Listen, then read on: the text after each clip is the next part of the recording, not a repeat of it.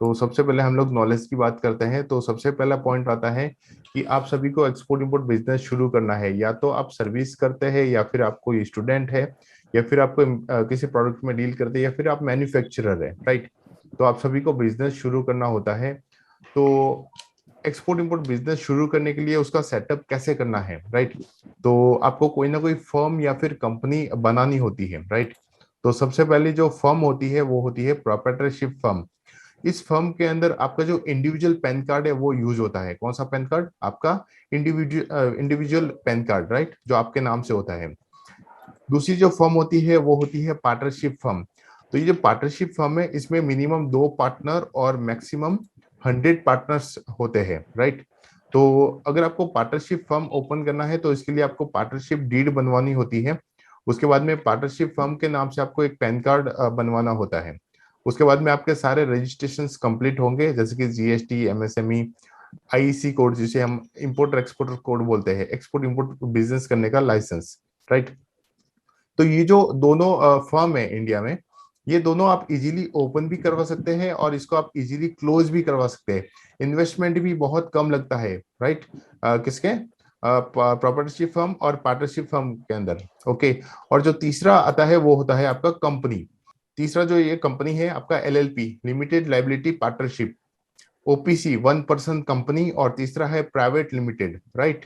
तो ये जो तीनों टाइप की जो कंपनी है, अगर आपको ये तीनों टाइप की तीनों में से कोई भी एक कंपनी ओपन करना है तो उसके लिए आपको कांटेक्ट करना होगा आपके चार्टर्ड अकाउंटेंट या फिर सीएस से, कंपनी सेक्रेटरी से, राइट। क्योंकि ये जो कंपनीज होती है ये गवर्नमेंट में रजिस्टर्ड होती है, बट प्रोप्राइटरशिप फर्म और पार्टनरशिप फर्म गवर्नमेंट में रजिस्टर्ड नहीं होती है, ठीक है। तो अगर आपको प्रोप्राइटरशिप फर्म बनाना है तो आपका जो इंडिविजुअल पैन कार्ड, आधार कार्ड, ये लगेगा, राइट। और आपका आप जो भी एड्रेस बताएंगे उस एड्रेस का कोई ना कोई इलेक्ट्रिसिटी का बिल या फिर रेंट एग्रीमेंट आपको देना होता है, राइट। तो उसके बिहाफ पे अगर आप महाराष्ट्र से है तो आपको शॉप एक्ट रजिस्ट्रेशन करवाना होता है। एमएसएमई बनेगा, फिर आपका जीएसटी नंबर आएगा। जीएसटी नंबर आने के बाद में आपको आपके बैंक में करंट अकाउंट ओपन करना होता है। बैंक में करंट अकाउंट ओपन करना होता है। करंट अकाउंट ओपन होने के बाद में आपका आईसी कोड आएगा, इंपोर्टर एक्सपोर्टर कोड। इसको हम एक्सपोर्ट इंपोर्ट बिजनेस का लाइसेंस बोलते हैं। अगर ये लाइसेंस आपके पास में है तो इंडिया से एक्सपोर्ट होने वाले कोई भी प्रोडक्ट या फिर फॉरेन कंट्री से इंपोर्ट होने वाले कोई भी प्रोडक्ट इसके अंदर कवर हो जाते हैं, क्योंकि आईसी कोड के अंदर क्या होता है कि प्रोडक्ट मेंशन नहीं होता है, प्रोडक्ट मेंशन नहीं होता है, राइट। आप कोई भी प्रोडक्ट एक्सपोर्ट या इंपोर्ट कर सकते हैं, क्योंकि 15-20 साल पहले क्या होता था कि जितने एक्सपोर्ट के प्रोडक्ट उतने एक्सपोर्ट के लाइसेंस लेने पड़ते थे आपको, हर एक प्रोडक्ट के। जितने इंपोर्ट के प्रोडक्ट, राइट, तो उतने इंपोर्ट के लाइसेंसेस आपको लेने पड़ते थे। बट अभी गवर्नमेंट ऑफ इंडिया ने क्या किया कि इस आईसी कोड में से प्रोडक्ट को ही निकाल दिया, राइट। तो ये बेसिक लाइसेंस होता है, इसके भी आप क्या कर सकते हैं, एक्सपोर्ट इंपोर्ट, राइट। प्रोडक्ट के हिसाब से आपको आरसीएमसी का रजिस्ट्रेशन करवाना पड़ता है, रजिस्ट्रेशन कम मेंबरशिप सर्टिफिकेट। क्योंकि बहुत सारी एक्सपोर्ट प्रमोशन काउंसिल्स बनी हुई है। तो एक्सपोर्ट प्रमोशन काउंसिल्स के अकॉर्डिंग आपका प्रोडक्ट कौन सी एक्सपोर्ट प्रमोशन काउंसिल से बिलोंग करता है, तो वहां से आपको क्या लेना होता है, आरसीएमसी, रजिस्ट्रेशन कम मेंबरशिप सर्टिफिकेट। अगर आपका पार्टनरशिप फर्म है, राइट, तो पार्टनरशिप डीड बनेगी। मिनिमम 2 पार्टनर होते हैं, मैक्सिमम 100 पार्टनर्स होते हैं। फिर पार्टनरशिप डीड के अकॉर्डिंग आपका पार्टनरशिप फर्म के नाम से एक पैन कार्ड बनेगा। फिर आपका सेम प्रोसेस चलेगा, shop act, MSME, GST, bank account, IC और आरसीएमसी, राइट। ये प्रोसेस है पार्टनरशिप फर्म का। तीसरा है ओपीसी, एलएलपी और प्राइवेट लिमिटेड, राइट। तो ये रजिस्टर्ड होती है मिनिस्ट्री ऑफ कॉर्पोरेट अफेयर्स के अंदर, राइट। आरओसी लगता है आपका, जो स्टेट लेवल पे जो आरओसी का जो ऑफिस है वहां से आपका ये कंपनी है वो रजिस्टर्ड होता है, राइट। तो कंपनी के अंदर आप अगर ये प्राइवेट लिमिटेड कंपनी ओपन करते हैं तो जो कंपनी एक्ट जो बना हुआ है उसके अकॉर्डिंग मिनिमम 2 डायरेक्टर होंगे और मैक्सिमम 15 डायरेक्टर्स होंगे, 15 डायरेक्टर्स, राइट। तो उसके बाद में ये आरओसी का रजिस्ट्रेशन होते ही आपको एक सिन नंबर मिलेगा, कंपनी इनकॉर्पोरेशन नंबर, राइट। तो उसके अकॉर्डिंग ये बाकी के सारे डॉक्यूमेंट्स आपके बन जाएंगे, राइट। अभी आपको ये डिसाइड करना है कि आपको कंपनी बनाना है या फिर फर्म बनाना है, राइट। तो मेरे हिसाब से आपको पहले फर्म क्रिएट करना है, प्रोप्राइटरशिप फर्म या फिर पार्टनरशिप फर्म, राइट। जब आपका उस फर्म से कुछ ट्रेड शुरू हो जाए, अच्छी खासी इंक्वायरी आने लगे और बिजनेस भी आपका शुरू हो जाए, और आपको लगता है कि ये मेरा बिजनेस अभी ग्रो होने वाला है और हो भी गया ग्रो, राइट? तो इस केस में आप क्या करेंगे कि आपका जो पार्टनरशिप फर्म है उसको कंपनी के अंदर ये कन्वर्ट करवा लेंगे आप, ठीक है? तो इसमें क्या होता है, एलएलपी, ओपीसी और प्राइवेट लिमिटेड के अंदर स्टार्टिंग में बहुत खर्चा आता है, राइट? तो आपको स्टार्टिंग में ज्यादा खर्चा न करके आपको क्या करना है, पार्टनरशिप फर्म से शुरुआत करनी है, ठीक है? जब आपकी कंपनी सेट हो जाए, एक्सपोर्ट के ऑर्डर आने शुरू हो जाए, तब आप उसको प्राइवेट लिमिटेड कंपनी के अंदर कन्वर्ट करवा सकते हैं। क्योंकि आपका कोई भी कंपनी होने दीजिए या फिर कोई भी फर्म होने दीजिए, बायर को उस आपके फर्म या कंपनी से कोई लेना देना नहीं है कि आपकी कंपनी कितनी पुरानी है, प्रॉपर्टरशिप है या पार्टनरशिप है या फिर प्राइवेट लिमिटेड कंपनी है। बायर को क्या चाहिए, आपसे अच्छी क्वालिटी का मटेरियल चाहिए सही रेट के अंदर, राइट? तो इन चीजों का आप ध्यान रखेंगे। तो कंपनी रजिस्ट्रेशन या फिर प्रॉपर्टरशिप फर्म रजिस्ट्रेशन में अगर कोई डाउट है तो आप पूछ सकते हैं। हाँ सर जी, मैंने फॉर्म फॉर्म क्रिएट कर दिया है, बराबर। ओके। अब उसका रजिस्ट्रेशन कहाँ करा होगा मुझे? जीएसटी नंबर भी है? जीएसटी नंबर वगैरह आ गया तो इसका रजिस्ट्रेशन नहीं होता है। मिनिस्ट्री ऑफ कॉर्पोरेट अफेयर्स जो आप देख रहे हैं ना, इसमें ओनली फॉर कंपनी का रजिस्ट्रेशन होता है, मतलब आपकी फर्म बन गई है, जीएसटी रजिस्ट्रेशन हो गया मतलब ना। अब हाँ, तो आपकी फर्म बन हाँ, गई तो है, अब अब आपको सिर्फ आगे मुझे आईएफएससी कोड लेना है, बैंक अकाउंट ओपन करके। बस वो, हाँ, करंट अकाउंट भी खुल गया है। अच्छा ठीक है, करंट अकाउंट कौन सी बैंक में आपने ओपन करवाया? एचडीएफसी। एचडीएफसी में, ठीक है ठीक है। ओके, तो अभी आपको आईसी कोड लेना है, राइट? सिर्फ आईसी कोड अकेला ही बाकी है ना, कि और कुछ बेसिक हाँ, ये डॉक्यूमेंट आईसी है कोड और लेना भी? है, उसके बाद में आपको आरसीएमसी लेना है। तो आरसीएमसी के बारे में अभी आपको समझ में नहीं आएगा, जब आप हमारे ट्रेनिंग प्रोग्राम के अंदर आएंगे तब हाँ। मैं आपको बताऊंगा आरसीएमसी के बारे में। क्योंकि अभी मुझे भी पता नहीं कि आपका प्रोडक्ट कौन सा है ओके। और कौन सी एक्सपोर्ट प्रमोशन काउंसिल से बिलोंग करता है। ओके, हाँ। ठीक है। ये टोटल ओके ओके। जो प्रोसेस है कितना हाँ, दिन लगेगा, टाइम पीरियड क्या है इसका ये प्रोसेस पूरा में? जो प्रोसेस है ना आपका 20 से 30 दिन के अंदर कंप्लीट होता है पूरा प्रोसेस। ओके। आप पूरा करा के देंगे ना हमको? हाँ, आपको अगर ये सर्विसेज चाहिए, हम लोग ओनली फॉर ये प्रॉपर्टरशिप फर्म का करते हैं। बाकी पार्टनरशिप के लिए आप डीड बनवाएंगे, उसके बाद में सारा प्रोसेस हमारे यहाँ से हो जाएगा, हमारे लीगल डिपार्टमेंट से। और ये एलएलपी, ओपीसी और प्राइवेट लिमिटेड के लिए आपको अपने जो भी नियर बाय सीए है या फिर आपका जो सीए है उससे कांटेक्ट करना होगा।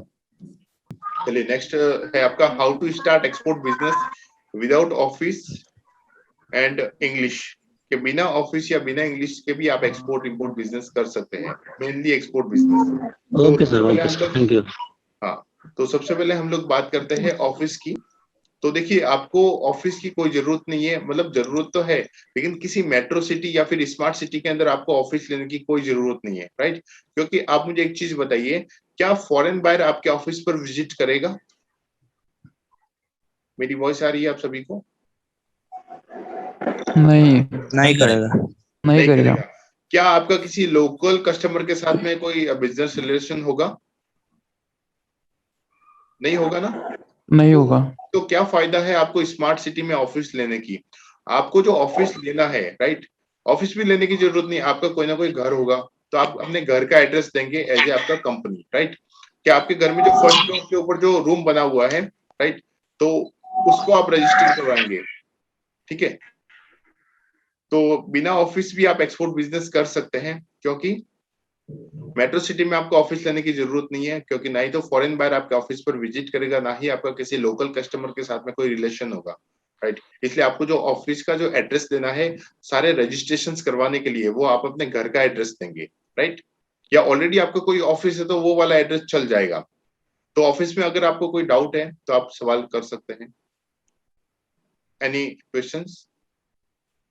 नहीं, ऑफिस बारे में इम्पोर्टेंट नहीं है, लेकिन अगर हम स्टार्टिंग एक बिजनेस शुरुआत करेंगे तो बायर पूछेगा ना, अगर तुम अभी तो स्टार्टिंग कर रहे हो, तुम्हारा क्या ट्रस्ट है हमारा, तुम कैसे क्वालिटी मेंटेन करोगे, बराबर, तुम साल का एक्सपीरियंस है प्रीवियस का, तुम कैसे राइट। कौन सा कंपनी डील किया है, ये तो क्वेश्चन पूछेगा ना बेसिकली। नहीं, देखिए, पहले अभी हमारी जो बात चल रही है वो ऑफिस के ऊपर चल रही है। तो इसका आप सभी को मैंने आंसर दे दिया है कि ऑफिस आपको किसी मेट्रो सिटी में लेने की जरूरत नहीं है, राइट? तो इससे बाहर का कोई लेना देना नहीं है, राइट? अब आप जो बात कर रहे हैं किसकी क्वालिटी का, प्रोडक्ट का, कितने सालों से काम कर रहे हैं, राइट? तो ये सारा कुछ आपको मेंशन करना होता है आपकी वेबसाइट के ऊपर। कहाँ पर? आपकी वेबसाइट के ऊपर, क्योंकि बिना वेबसाइट आप जो है अपने प्रोडक्ट को कैसे प्रमोट करेंगे बिना वेबसाइट, राइट? तो इसका भी मैं आपको सॉल्यूशन बताऊंगा। ये जितने भी आपके सवाल है, राइट, जो स्लाइड के अलावा आपके माइंड में आ रहे हैं, तो वो हम मुझसे आप लास्ट में पूछ सकते हैं। ओके, ठीक। हाँ, नेक्स्ट है इंग्लिश। बिना इंग्लिश भी आप एक्सपोर्ट कर सकते हैं, क्योंकि आप जब ट्रेनिंग प्रोग्राम के अंदर आएंगे तो वो सारी आपको लैंग्वेज सिखाई जाएगी बिजनेस की, एक्सपोर्ट या इंपोर्ट बिजनेस की। तो जो भी आपके पास में फॉरेन बायर से ईमेल आएगा, देखिए ये जो हम लोग जो बिजनेस करते हैं ना, ये 95% बिजनेस चलता है हमारे ईमेल के ऊपर। कितना? 95%। बाकी का 5% व्हाट्सएप हो सकता है, स्काइप ही हो सकता है, या फिर फोन कॉल हो सकता है। बट जो भी है फॉरेन बायर ज्यादातर ईमेल का ही यूज करते हैं, क्योंकि आपने जो व्हाट्सएप के ऊपर चैट की है उसका कोई प्रूफ नहीं रहता है, राइट? क्योंकि व्हाट्सएप खुद आपको बोलता है कि end to end encryption, right? इसके अलावा कुछ टाइप ऑफ, अच्छा नेम, कैसे आपको कंपनी का नाम सेलेक्ट करना है उसका भी मैं आपको आंसर दूंगा। तो अभी बात चल रही है हमारी इंग्लिश के बारे में। तो देखिए चाइना का वर्ल्ड ट्रेड के अंदर कितना परसेंट शेयर है? लगभग 37% है, राइट?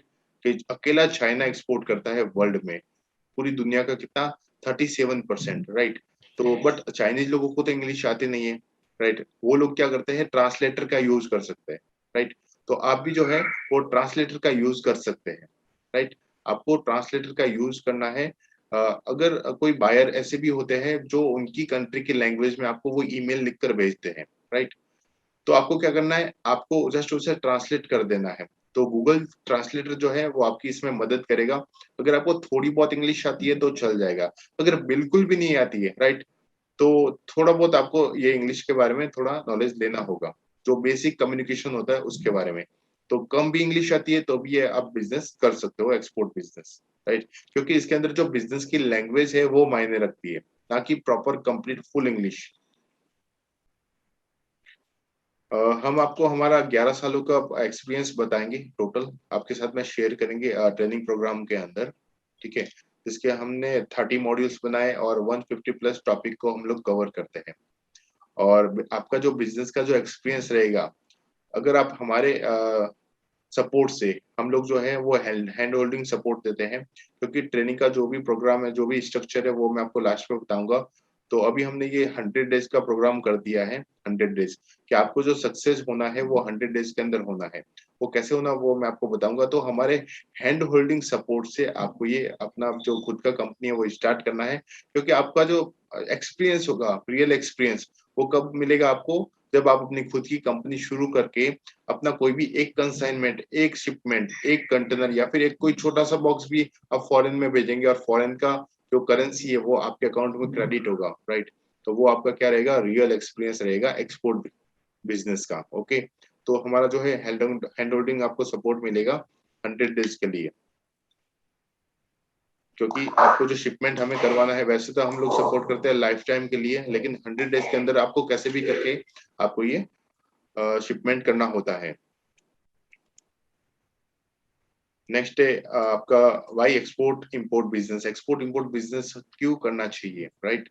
देखिए एक्सपोर्ट इंपोर्ट बिजनेस जो है वो हजारों सालों से होता आ रहा है और आगे भी हजारों सालों तक चलता रहेगा, राइट? तो एक्सपोर्ट बिजनेस इसलिए होता है, इसके दो मेन कारण है एक्सपोर्ट बिजनेस के, राइट, या फिर इंपोर्ट बिजनेस के, आप जो भी समझो। देखिए आगे वाला जो फॉरेन का बायर है वो आपसे इंपोर्ट क्यों करेगा? तो इसके दो कारण है।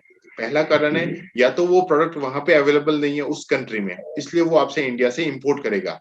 दूसरा रीजन ये भी हो सकता है कि वो प्रोडक्ट तो अवेलेबल है लेकिन वो क्वालिटी उसको नहीं मिल पाती है जो इंडिया से उसको मिलेगी, राइट? अब जैसे कि कोई एग्रीकल्चर आप प्रोडक्ट ले लो, तो एग्रीकल्चर प्रोडक्ट जो है, इंडिया के जो भी प्रोडक्ट है एग्रीकल्चर प्रोडक्ट, उनका टेस्ट अलग होता है, आगे वाली कंट्री का टेस्ट अलग होता है, इसलिए ये एक्सपोर्ट इंपोर्ट बिजनेस होता है। हम हमारे देश में इंपोर्ट करके लाते हैं दूसरे देशों से कोई भी प्रोडक्ट वगैरह, तो हम लोग क्यों लाते हैं? अगर वो हमारी कंट्री में मिलता है, इंडिया में मिलता है वो प्रोडक्ट, तो हम लोग नहीं लाते उसको इंपोर्ट करके, राइट? तो एक्सपोर्ट इंपोर्ट बिजनेस हमें करना चाहिए, राइट?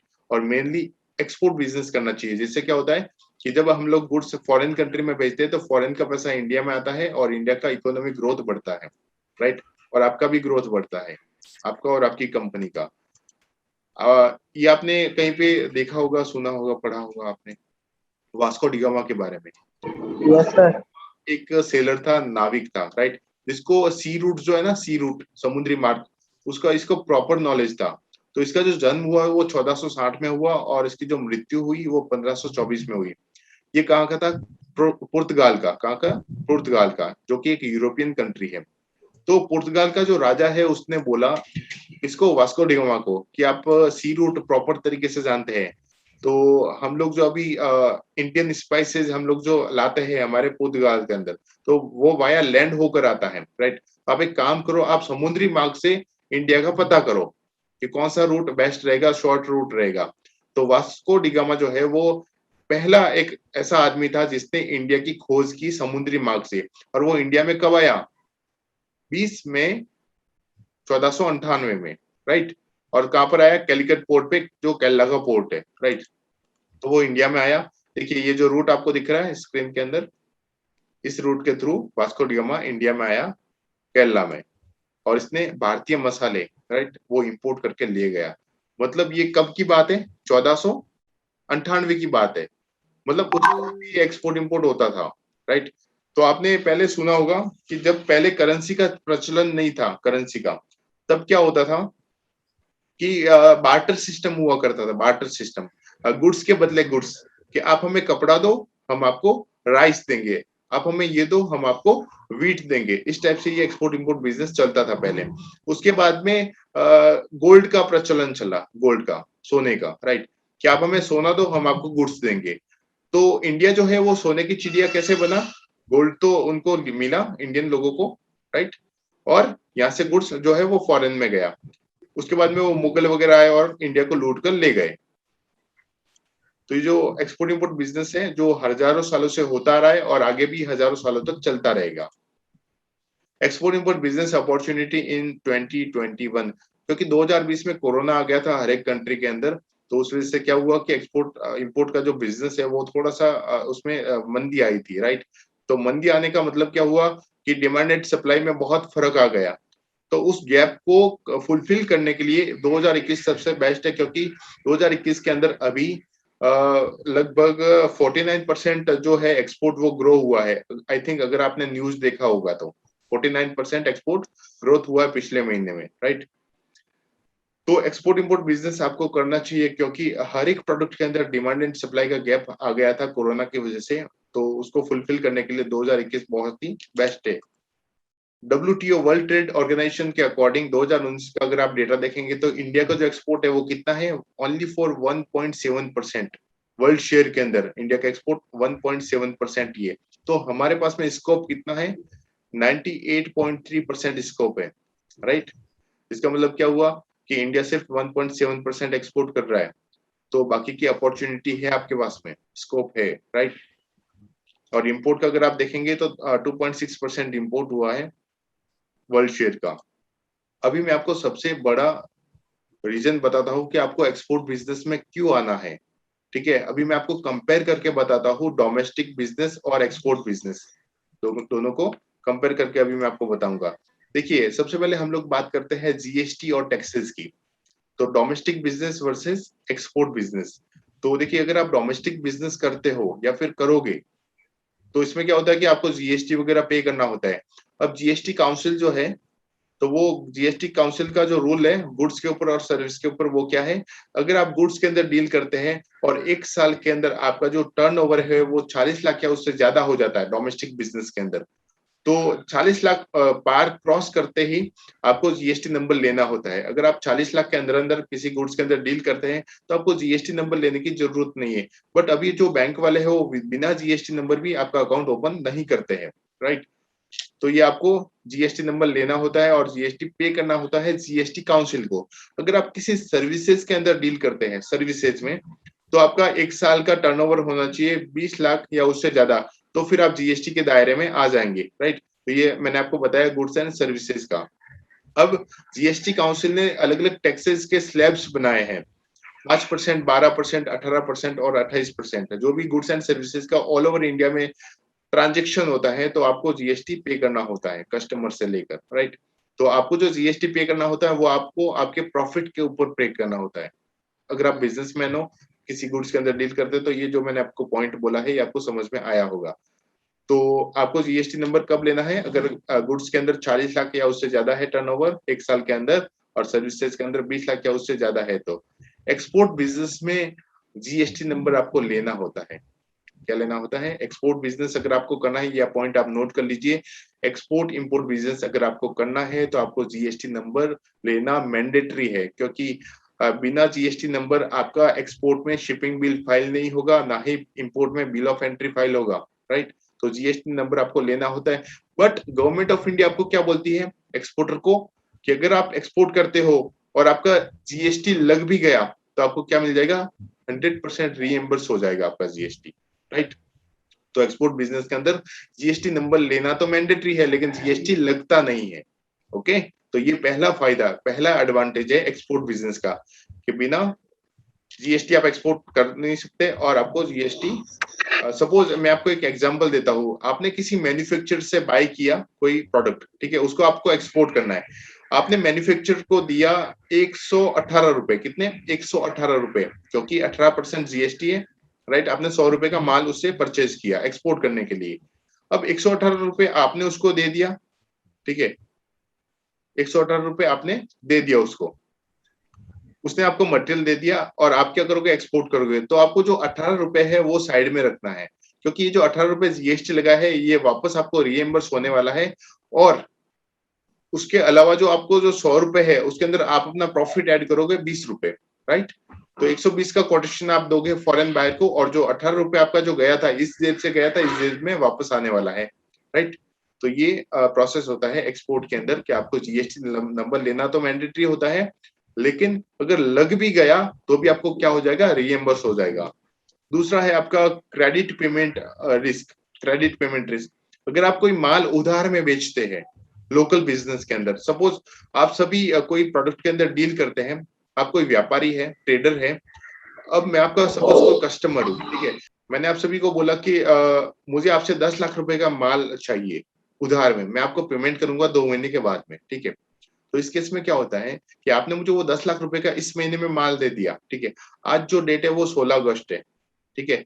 मैं आपको पेमेंट कब करूंगा? 2 महीने बाद, यानी कि अक्टूबर, 16 अक्टूबर को मैं आपको पेमेंट करूंगा, राइट। बट जीएसटी काउंसिल क्या कहती है कि इस महीने में आपका जो भी ट्रेड हुआ है, राइट, तो उसका आप हमें जीएसटी ला कर दो कब? अगले महीने की 20 तारीख से पहले पहले, यानी अगस्त महीने में आप जो भी गुड्स एंड सर्विसेज का ट्रांजेक्शन करेंगे तो उसका आपको जीएसटी कब भरना होता है? अगले महीने की 20 तारीख से पहले पहले, राइट। अब सपोज आपने एक तो मुझे 10 लाख का उधार माल दिया, दूसरा अगले महीने आपने जीएसटी भी पे कर दिया, तीसरे महीने यानी 2 महीने के बाद, 2 महीने के बाद अगर मैंने हाथ खड़े कर दिए कि मेरे पास तो पैसे नहीं है, आपको जो करना है वो कर लो, तो आप मुझे बताइए कि आपके पास में क्या ऑप्शन रहेगा कि आप वो जो पैसा है 10 लाख रुपए आप मेरे से रिकवर कर सको? क्या ऑप्शन है आपके पास? डोमेस्टिक बिजनेस के अंदर वो जो पैसा है, उधारी का पैसा, वो आप रिकवर नहीं कर पाएंगे अगर बायर या कस्टमर आपको पेमेंट नहीं करता है तो, राइट। आपको आपके पास में सिर्फ एक ही ऑप्शन रहेगा, वो ये है कि आप अपने उस पेमेंट को भूल जाओ। क्या ऑप्शन है? पैसे को भूल जाओ। अगर आप केस करोगे तो वो भी आपका कस्टमर उल्टा केस करेगा कि आपने सही से क्वालिटी का मटेरियल नहीं दिया, मैंने आगे वाले पार्टी को सेल कर दिया, वो वहां से आगे से ही पैसा नहीं आ रहा है, तो मैं आपका पैसा कैसे दूं, राइट। और आपको शायद पता होगा मार्केट में एक और साइकिल चलती है। साइकिल, साइकिल का मतलब होता है कि आप जिस कस्टमर को माल बेचोगे, राइट, वो कस्टमर आपको बोलेगा, उसको पेमेंट का आप जब बोलोगे ना तो वो बोलेगा कि आप हमें दूसरा माल दो और पहले वाले डील का आप पेमेंट लेकर जाओ। तो ये साइकिल चलता ही रहता है। अगर आपके 100 कस्टमर है तो 100 कस्टमर के साथ में एक एक डील का पैसा आपका अटका पड़ा रहेगा, राइट, ताकि वो रोटेशन घूमता रहेगा। यही चलता है डोमेस्टिक मार्केट के अंदर। तो ये इस टाइप का जो पेमेंट का जो रिस्क है, जो आप उधार में माल बेचते हो डोमेस्टिक बिजनेस के अंदर, इसका कोई सॉल्यूशन नहीं है इंडिया के अंदर। लेकिन अगर आप एक्सपोर्ट बिजनेस में आते हो, तो अगर आपने बायर को, फॉरेन बायर को उधार भी दे दिया, माल उधार भी दे दिया, या फिर आपने उधार में माल बेचा और उसने पोर्ट से मटेरियल नहीं उठाया, तो ये सारे रिस्क आपकी कवर होती है एक्सपोर्ट बिजनेस के अंदर। ये रिस्क कवर करता है ECGC, आप नोट कर सकते हैं www.ecgc.in। ECGC का फुल फॉर्म है export credit guarantee corporation of India limited. Just आप ये वेबसाइट नोट कर सकते हैं www.ecgc.in, जो कि ministry of commerce government of India का एक सेटअप है जो ओनली फॉर एक्सपोर्टर को प्रोटेक्ट करता है क्रेडिट पेमेंट के अंदर। इनको प्रोटेक्ट करता है, नॉट इंपोर्टर, ओनली एक्सपोर्टर को प्रोटेक्ट करता है कि अगर एक्सपोर्टर उधार में माल देता है, बायर की वजह से पेमेंट फंस जाता है, तो ECGC आपको क्लेम देती है, राइट। तो हर बिजनेस के अंदर दो टाइप की रिस्क होती है, पहली गुड्स की रिस्क और दूसरी पेमेंट की रिस्क। गुड्स की रिस्क आपकी जनरल इंश्योरेंस या फिर मरीन इंश्योरेंस से कवर हो जाती है एक्सपोर्ट बिजनेस के अंदर, लेकिन पेमेंट की risk only for export business में कवर होती है। डोमेस्टिक बिजनेस या फिर इंपोर्ट बिजनेस के लिए ऐसा कोई ECGC नहीं बना है। ओके, तो इसमें ऐसा भी होता है, सपोज मैं आपका कोई बायर हूँ दुबई से, ठीक है, और आपको हमारी कोई डील हो रही है कि 30% एडवांस और 70% क्रेडिट पे, ठीक है, कि मैं आपको 30% तो एडवांस दूंगा और 70% जब मुझे माल मिलेगा मैं दुबई में बेच कर फिर आपको 70% पेमेंट करूंगा। अगर आप मुझे वेरीफाई करने के लिए दुबई में आएंगे, ठीक है, मेरे ऑफिस पर आएंगे और मेरा सारा कामकाज आप देखेंगे, मुझे वेरीफाई करेंगे हर तरीके से। सपोज आप दुबई भी आ गए 50,000 60,000 रुपए खर्चा करके, मुझे वेरीफाई भी कर लिया, उसके बाद में आप वापस इंडिया में आ गए। इंडिया में आने के बाद में मैंने आपको 30% एडवांस दिया, फिर आपने मुझे 100% का मटेरियल भेज दिया और आपका 70% पेमेंट बाकी है, ठीक है। तो अगर मैं वो आपका 70% पेमेंट ना दूं, अगर 70% पेमेंट आपका ना दूं, तो आपके पास में क्या ऑप्शन है, राइट। क्योंकि आपने जो 70% मुझे उधार दिया था, 70% का गुड्स, राइट, क्योंकि मैंने आपको 30% तो एडवांस दिया, अभी जो 70% है, राइट। तो आप मुझे बताओ कि आपने जो खर्चा किया था 50-60 हजार रुपए, तो उसका फिर क्या हुआ, वो वेस्ट ऑफ मनी हो गया आपका। लेकिन अगर आप ECGC के थ्रू जाएंगे, किसके through, export credit guarantee corporation of India limited के थ्रू जाएंगे, एक्सपोर्ट करेंगे उस बायर को यानी मुझे, राइट, तो आपका जो 70% है, अगर मैं आपका पेमेंट नहीं करता हूं तो आपका कवर हो जाएगा कहां से, ECGC से। जस्ट मुझे आपको अगर वेरीफाई करना है, राइट, वैसे तो आप अगर फिजिकली आएंगे मेरी कंट्री में तो 60-70-80 हजार रुपए और जैसा कंट्री उतना आपको खर्चा आएगा, लेकिन यहाँ पर आपका ओनली फॉर काम बन रहा है 500 रुपए में, कितने में, अगर आपको बायर को वेरीफाई करवाना है हर तरीके से, तो आपका इन्वेस्टमेंट ओनली फॉर कितना है, 500 रुपए पर बायर इन्वेस्टमेंट। ओके, तो ये सारी कुछ चीजें हम लोग ECGC के बारे में डिस्कस करेंगे आगे ट्रेनिंग प्रोग्राम के अंदर। तो ECGC का full form export credit guarantee, यानी ECGC जो है एक्सपोर्टर को गारंटी देता है जब वो क्रेडिट पर माल एक्सपोर्ट करते हैं कि अगर आपका बाहर से पैसा नहीं आया तो हम उसको फुलफिल करेंगे। नेक्स्ट है हमारा मार्केट का साइज। डोमेस्टिक बिजनेस में मार्केट का साइज जो है वो लिमिटेड होता है, लिमिटेड होता है, क्योंकि सपोज आपने आज कोई शोरूम डाल दिया, 6 महीने 12 महीने उसको सेट होने में चला गया आपका, 12 महीने के बाद में आपने देखा कि आपके बाजू में एक और मॉल, शॉपिंग मॉल ओपन हो गया, ठीक है, तो उस केस में क्या होता है कि उसने क्या लगा दिया, कोई डिस्काउंट लगा दिया, 50% कोई सेल लगा दिया, तो आपके जितने भी कस्टमर थे, राइट, वो 50% डाइवर्ट हो जाएंगे बाजू वाले शोरूम के अंदर, राइट। तो ये लिमिटेड एरिया होता है और उसके साथ में कंपटीशन भी बहुत है। लेकिन अगर आप एक्सपोर्ट बिजनेस के अंदर आते हैं तो आप अपना प्रोडक्ट, आपका कोई भी प्रोडक्ट होने दीजिए, आप अपने प्रोडक्ट को 184 कंट्रीज में एक्सपोर्ट कर सकते हैं। कितने कंट्रीज में, 184 कंट्रीज में। आपको बहुत ही बड़ा मार्केट मिलता है, आप इतना पहुंच भी नहीं पाओगे, ठीक है। तो हम आपको बताएंगे कि आपका जो प्रोडक्ट है वो मिनिमम टॉप 10 कंट्री और मैक्सिमम टॉप 25 कंट्री किन किन कंट्रीज में एक्सपोर्ट होता है, राइट। तो वो आपके टारगेट कंट्रीज है, टारगेट मार्केट है, तो उन्हीं कंट्रीज में हमें क्या करना होता है, प्रमोशन करना होता है। तो प्रमोशन यानी इंटरनेशनल मार्केटिंग फॉर एक्सपोर्ट। तो उस प्रमोशन करने के लिए भी हम आपको 17 वेज बताते हैं। अगर वो 70 वेज आप यूज करते हैं तो मैं आपको गारंटी देता हूँ कि आपको 1 महीने के अंदर अंदर फॉरेन बायर से इंक्वायरीज आनी शुरू हो जाएगी आपके वेबसाइट के ऊपर, क्योंकि वेबसाइट तो जरूरी है। नेक्स्ट है गवर्नमेंट इंसेंटिव्स। डोमेस्टिक बिजनेस करोगे तो गवर्नमेंट किसी भी टाइप का हमें इंसेंटिव्स नहीं देती है, लेकिन अगर आप एक्सपोर्ट बिजनेस करते हैं तो गवर्नमेंट आपको इंसेंटिव्स देती है। सपोज आप 10 लाख रुपए का माल एक्सपोर्ट करोगे, गवर्नमेंट ऑफ इंडिया ने 5,000 से भी ज्यादा प्रोडक्ट्स की एक लिस्ट बनाई है, तो आपको ये देखना है कि आपका जो प्रोडक्ट है वो उस 5,000 के लिस्ट में से है या नहीं। तो जो 5,000 की जो लिस्ट बनाई है उसमें जो इंसेंटिव रखा है गवर्नमेंट ने, किसी प्रोडक्ट के ऊपर 1% भी है तो किसी के ऊपर 10% भी इंसेंटिव है, ठीक है। अब सपोज आपने जो प्रोडक्ट चूज किया है एक्सपोर्ट करने के लिए आपके नियर बाई एरिया से, आपने सोर्सिंग करके चूज किया कि मुझे ये प्रोडक्ट एक्सपोर्ट करना है या फिर ये मेरा फैमिली प्रोडक्ट है, कुछ मुझे इसको एक्सपोर्ट करना है, तो इस प्रोडक्ट के ऊपर कितना परसेंट गवर्नमेंट का इंसेंटिव है? सपोज 5% गवर्नमेंट का इंसेंटिव है। आप एक्सपोर्ट करते हो 10 लाख रुपए का, सपोज आपने एक्सपोर्ट कर दिया 10 लाख रुपए का, 10 लाख में से सपोज 20% आपका प्रॉफिट है जो आपको फॉरेन बायर की तरफ से मिलेगा, तो 10 लाख का 20% कितना हो गया? 2 लाख रुपए, राइट। अब गवर्नमेंट ने क्या बोला कि 5% हम आपको इंसेंटिव्स देंगे, तो 10 लाख का 5% कितना हो गया? 50,000 रुपए। तो 2 लाख तो बाहर की तरफ से मिलेगा वो, और 50,000 रुपए आपको मिलेगा गवर्नमेंट ऑफ इंडिया की तरफ से, तो टोटल आपका प्रॉफिट हो गया 2.5 लाख रुपए, राइट। तो इस तरह से गवर्नमेंट इंसेंटिव देती है एक्सपोर्ट बिजनेस के अंदर। तो आपके प्रोडक्ट के ऊपर कितना परसेंट इंसेंटिव चल रहा है वो भी हम लोग आगे डिस्कस करेंगे। नेक्स्ट हम बात करते हैं सेल्स के बारे में। डोमेस्टिक बिजनेस में क्या होता है कि आपकी सेल कम होती है क्योंकि कंपटीशन बहुत ज्यादा है, राइट। और प्रॉफिट भी आपको कम मिलता है क्योंकि इसका भी रीजन यही है, कंपटीशन, और टाइम भी आपको ज्यादा लगता है। और अभी कोरोना के टाइम में तो आपको शायद पता होगा कितना टाइम लगता है, पूरे पूरे दिन के 1-2 ग्राहक ही आते हैं, वो भी आने हो तो आएंगे। लेकिन अगर आप एक्सपोर्ट बिजनेस में आते हैं तो आपका सेल्स हाई होता है और आपका प्रॉफिट भी हाई होता है, और शॉर्ट टाइम में आपका ये, क्योंकि क्वांटिटी में ऑर्डर मिलता है इसमें एक्सपोर्ट बिजनेस के अंदर, तो आपका शॉर्ट टाइम में आपका ये सेल हो जाता है। तो इसलिए आपको एक्सपोर्ट बिजनेस चूज करना चाहिए क्योंकि जीएसटी टैक्सेस नहीं लगते, लग भी गए तो भी रिएम्बर्स हो जाएगा। आपका पेमेंट का रिस्क भी यहाँ पर कवर होता है। 184 कंट्रीज का आपको मार्केट मिलता है, गवर्नमेंट आपको अलग से इंसेंटिव्स प्रोवाइड करती है, सेल्स हाई होता है, प्रॉफिट भी आपका हाई होगा और कम टाइम में आप ग्रो कर पाएंगे।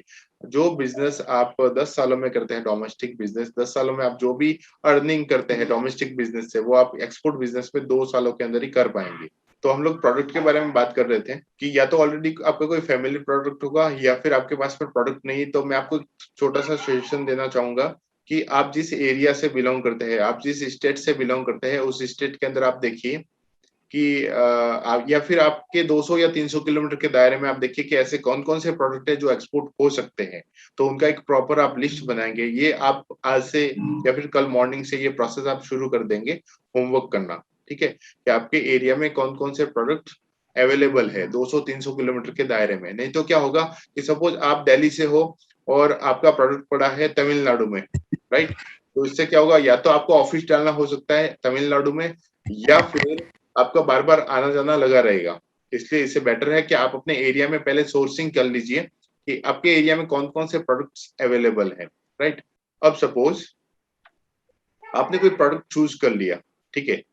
प्रोडक्ट चूज करने के बाद में आपको ये भी देखना होगा कि प्रोडक्ट के ऊपर इंसेंटिव भी मिल रहा है, इसका जो सीजन है वो रेगुलर है, मतलब 365 डेज आपको बिजनेस मिलेगा इस प्रोडक्ट से। कुछ प्रोडक्ट होते हैं ना सीजनल, जिसमें आपका बिजनेस ओनली फॉर 4 से 6 महीने ही चल सकता है, जैसा सीजन होता है उसके अकॉर्डिंग। लेकिन आपको ऐसा प्रोडक्ट चूज करना है जो रेगुलर हो, जिसकी डिमांड 365 डेज हो, वैसा प्रोडक्ट आपको चूज करना है, ठीक है। अब प्रोडक्ट आपने चूज कर लिया, बट वो एक्सपोर्ट भी तो होना चाहिए आगे वाली कंट्री में, तो आपको टॉप मार्केट फाइंड आउट करना है। तो इसका एक मैं आपको बताता हूँ छोटा सा एक एग्जांपल कि सपोज मेरा जो प्रोडक्ट है, मैं खुद एक एक्सपोर्टर इंपोर्टर हूँ और इंटरनेशनल बिजनेस ट्रेनर। तो मेरा जो प्रोडक्ट है, हम लोग राजस्थान से ग्रेनाइट वगैरह एक्सपोर्ट करते हैं।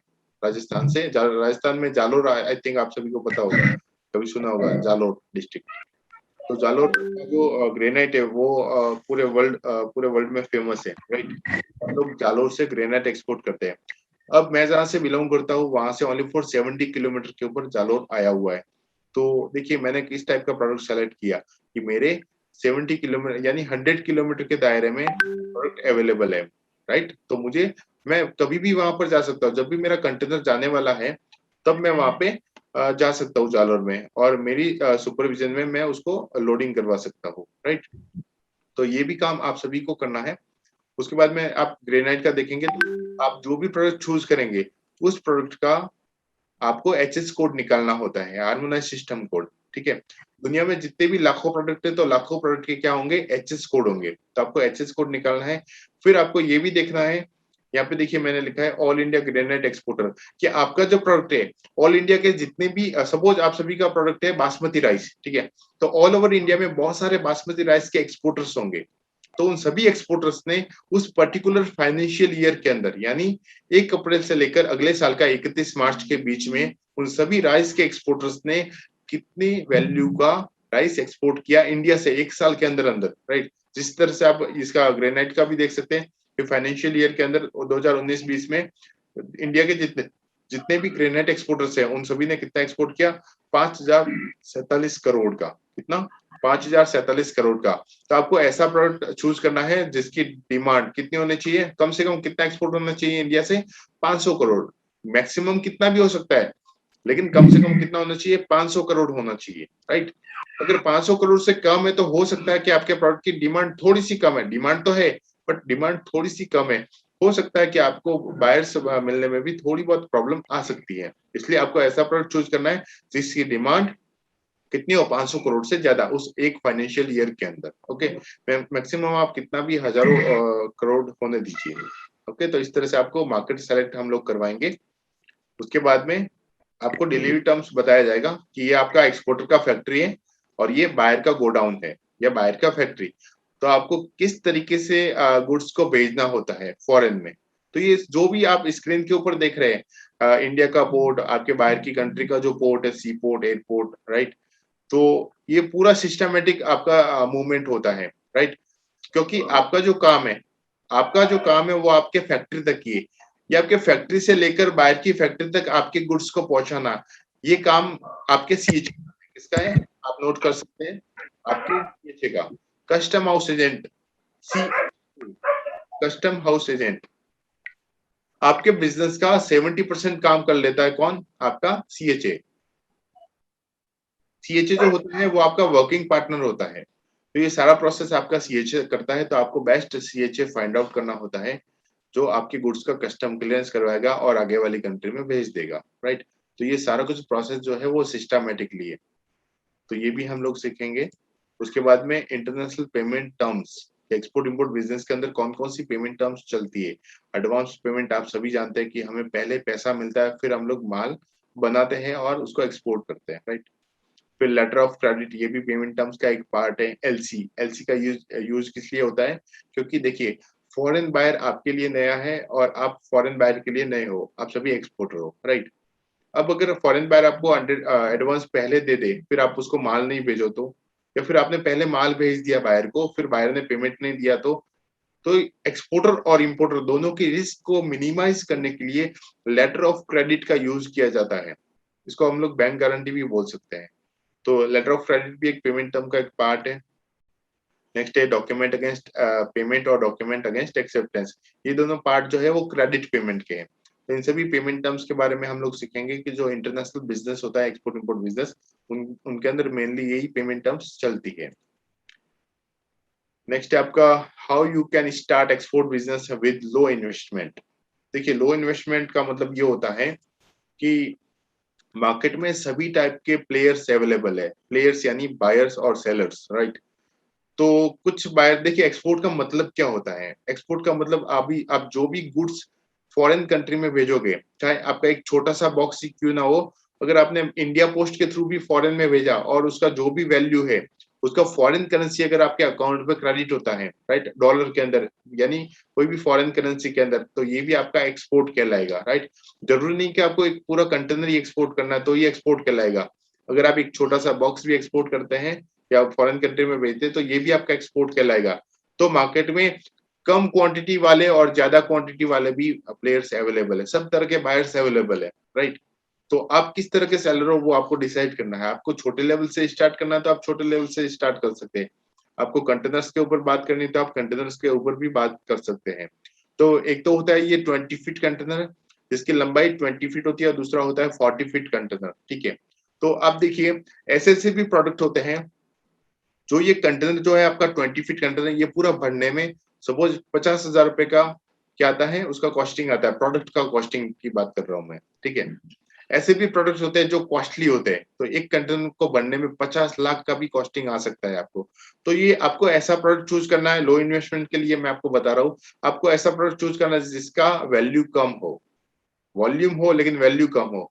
तो वो भी आप ये उस टाइप के प्रोडक्ट चूज करके लो इन्वेस्टमेंट के साथ में आप ये बिजनेस शुरू कर सकते हैं। सपोज आपको कोई आपका टोटल डील है 1 लाख रुपए का, ठीक है, आपको आपका फॉरेन बायर बोल रहा है कि मैं आपको 30% एडवांस दूंगा, तो 1 लाख में से माइनस कर दीजिए 30%, यानी 30,000 रुपए। तो आपको अरेंजमेंट कितना करना है, 70,000 रुपए का, ठीक है। अब 70,000 में भी आपका 20% प्रॉफिट है, 30% तो एडवांस था, 20% आपका प्रॉफिट है, तो आपको अरेंजमेंट कितना करना है, 50,000 रुपए का, ठीक है। तो इस तरह से ये कैलकुलेशन होती है। नेक्स्ट आपका zero investment formula for export business startup. Zero investment formula का मतलब ये होता है कि देखिए मेरा जो भी एक्सपीरियंस है उसके अकॉर्डिंग मैं आपको बता रहा हूँ कि अगर आप इंडेंटिंग एजेंट बनते हैं, इंडेंटिंग एजेंट एक मीडिएटर होता है जो एक्सपोर्टर और फॉरेन बायर की मैच मेकिंग करवाता है। वो फॉरेन बायर को बोलता है कि मेरे पास में इंडिया में बेस्ट क्वालिटी का मटेरियल बनाने वाला मैन्युफैक्चरर एक्सपोर्टर है, राइट। मैं आपके उनके साथ में डायरेक्ट डील करवा सकता हूँ, बोलो मुझे कितना % कमीशन दोगे। और इंडिया में जो मैन्युफैक्चरर एक्सपोर्टर है उसको बोलेगा, उसके साथ में एमओयू बनाएगा, एग्रीमेंट बनाएगा कि मैं आपको बायर के साथ में डील करवा रहा हूँ, ठीक है। आप जब भी उस बायर को डील करेंगे, राइट, तो मेरा जो है कमीशन वो कितना रहेगा एवरी डील के ऊपर। तो दोनों तरफ से ये कमीशन चार्ज करता है, इसको बोलते हैं इंडेंटिंग एजेंट।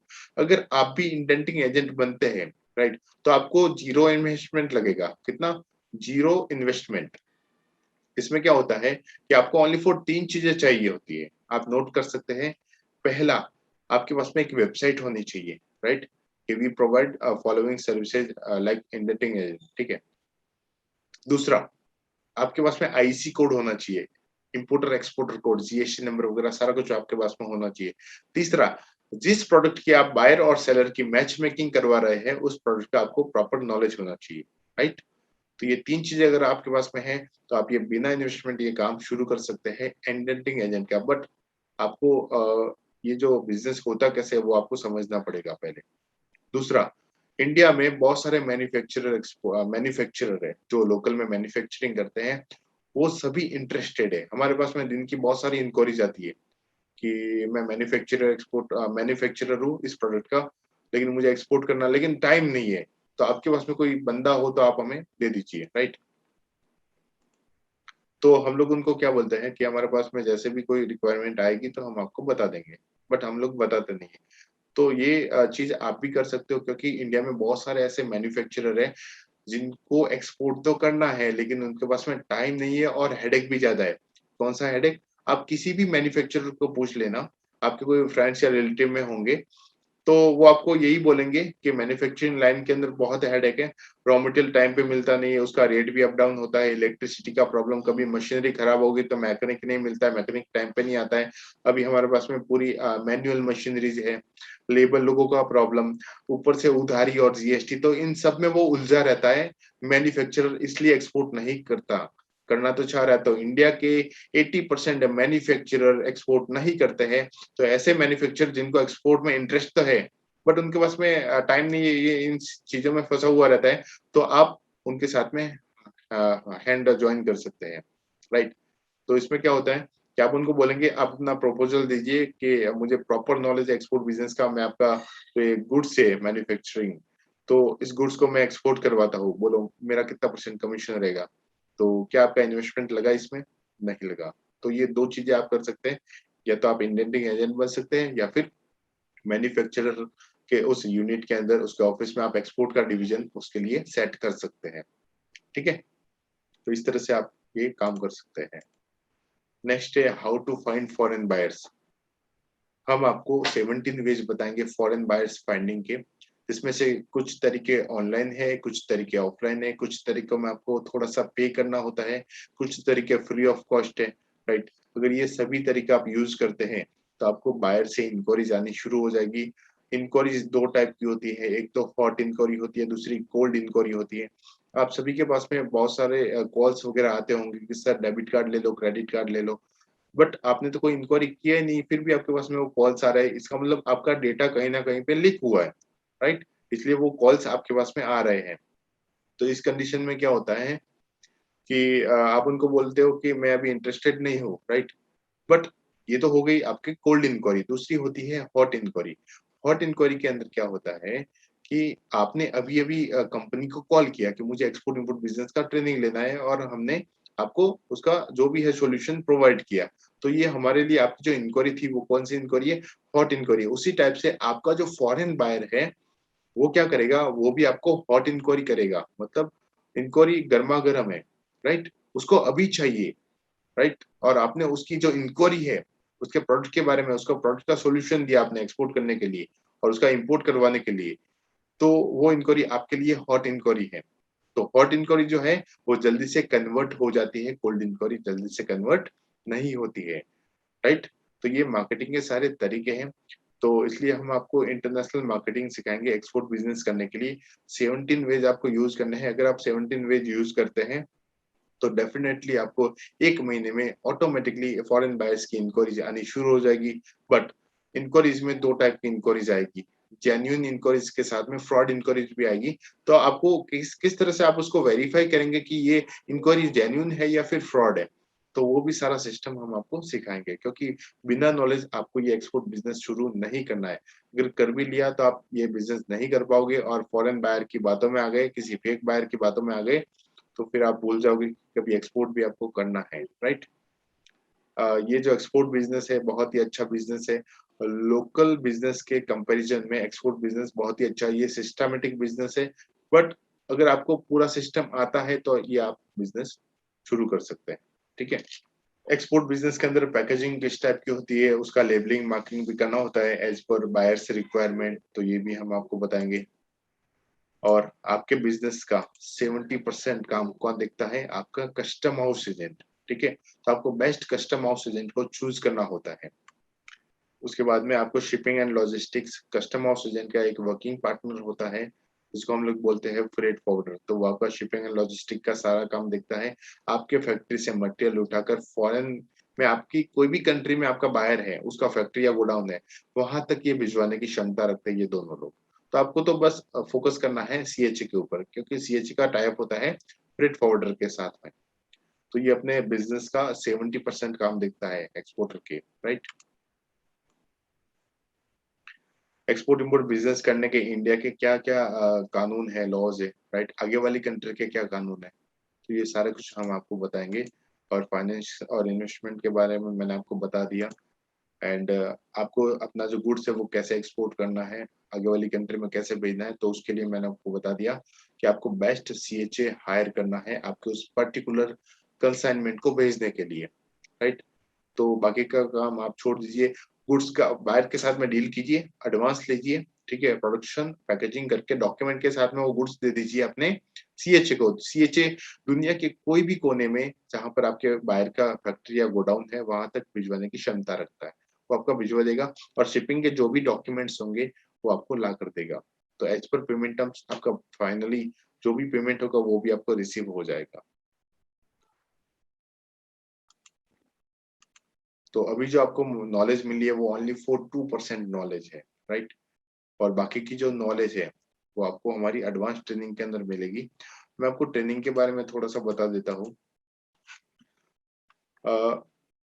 हमारे ये जो नया बैच है वो 21 अगस्त से शुरू होने वाला है और ये 5 डेज का रहेगा। 5 डेज कंटिन्यू रेगुलर रहेगा, शाम को 7 बजे से लेकर 9 साढ़े 9 बजे तक, ठीक है? तो ये 5 दिन ये कंटिन्यू चलता रहेगा बैच। उसके बाद में क्या होगा कि इन 5 दिनों में आपने जो भी सीखा है, suppose product selection, market selection, company किस तरह से आपको फॉर्मेशन करवाना है, कहाँ से करवाना है, वेबसाइट कैसे क्या बनवाना है, प्रोडक्ट का कंप्लीट नॉलेज कहाँ से लेना है, उसकी सोर्सिंग कैसे करनी है, प्रोडक्ट का पैकेजिंग किस टाइप से होगा, तो ये सारा कुछ आपको 5 दिन के अंदर सिखाया जाएगा। तो आप क्या करोगे, आपको 2 से 3 वीक का एक प्रैक्टिकली असाइनमेंट दिया जाएगा। उस असाइनमेंट को आपको कंप्लीट करके आना है वापस, अगले महीने वापस आपकी 5 दिन की रेगुलर बैच रहेगी। तो 5 दिन के अंदर आपने जो भी होमवर्क किया है, जो भी ये असाइनमेंट कंप्लीट किया है, तो उससे आगे का हम लोग प्रोसेस आपको बताएंगे, राइट? और उसके बाद में आपका जो भी, अगर आपको ऑफलाइन ट्रेनिंग लेना है, राइट, तो आप ऑफलाइन ट्रेनिंग के लिए भी आ सकते हैं। 2 दिन रेगुलर बेसिस पे ये रहेगा ऑफलाइन ट्रेनिंग, बट आपके ये 10 डेज के अंदर मेनली पूरा पार्ट आपका कंप्लीट हो जाएगा, राइट। उसके बाद में ये पार्ट कंप्लीट होने के बाद में हम आपको 100 डेज बताएंगे ट्रेनिंग। ये आपका जो 5th डे है, 5th डे से लेकर 100 डेज के भीतर आपको आपका जो पहला शिपमेंट है वो कंप्लीट करना है हमारे हैंड होल्डिंग सपोर्ट से, ठीक है।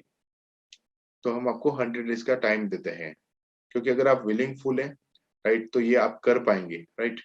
क्योंकि हमारे बहुत सारे स्टूडेंट जो है 100 डेज का प्रोग्राम अटेंड कर चुके हैं और उन्हें सक्सेस मिली है। तो अगर आपको ये ट्रेनिंग से रिलेटेड कोई भी डिटेल्स चाहिए, जानकारी लेनी है, तो आप ये नंबर नोट कर सकते हैं। अभी जल्दी से नोट कर लीजिए। मिस्टर गणेश रावल है, उनका कॉन्टेक्ट नंबर है 8905358263। ये नंबर आप जल्दी से नोट कर सकते हैं। हमारी 2021 की कुछ सक्सेस स्टोरीज है। मिस नेहा आर्या, इनका आपने वीडियो देखा है क्या हमारी वेबसाइट के ऊपर? हाँ जी सर, हाँ जी सर, जी हाँ सर, हाँ जी मैंने सर, देखा देखा है, हाँ जी सर, देखा है। ठीक है। ठीक है। अभी अभी एक मिनट, एक मेहंदी मिनट, जी मेरी मेहंदी जी वॉइस मेरी डबल आ वॉइस रही है। डबल आ रही है। मैं रिप्लाई दिया तो ऑन किया, आप बताओ। ठीक है। क्या आप सभी अभी लेटेस्ट न्यूज सुनना चाहेंगे नेहा आर्या की लेटेस्ट न्यूज? हाँ जी सर, बिल्कुल जी बिल्कुल सर। ठीक है, मैं आपसे स्क्रीनशॉट शेयर करता हूँ। जी 1 मिनट का आप मुझे टाइम देंगे। आप सभी को स्क्रीन दिख रहा है? स्क्रीन, हाँ जी सर, ओके। हाँ जी।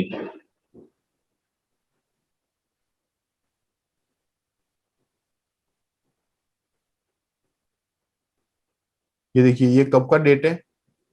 मैं व्हाट्सएप पे सपोर्ट करता रहता हूँ। ये कब का डेट है?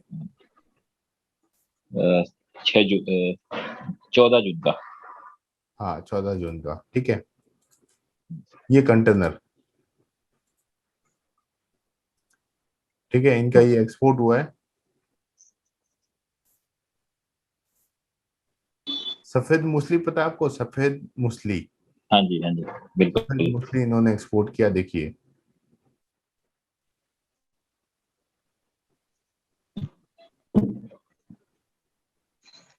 देखिए इन्होंने क्या लिखा है यहाँ पे,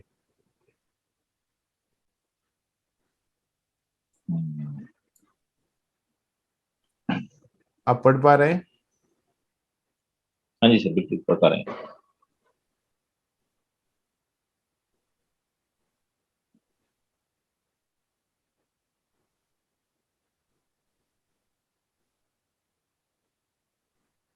हाँ, इन्होंने सफेद मूसली, सतावर और जैगरी एक्सपोर्ट किया, तीनों मिक्स में।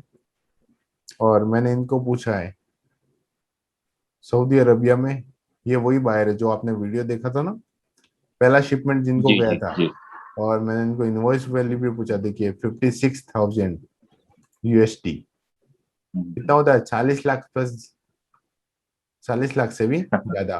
पेमेंट टर्म्स आप देख लीजिए, 50% advance, 25% on bill of lading, right. ये पेमेंट का टर्म्स है जो मैंने अभी स्क्रीन में आपको बताया, डॉक्यूमेंट अगेंस्ट पेमेंट।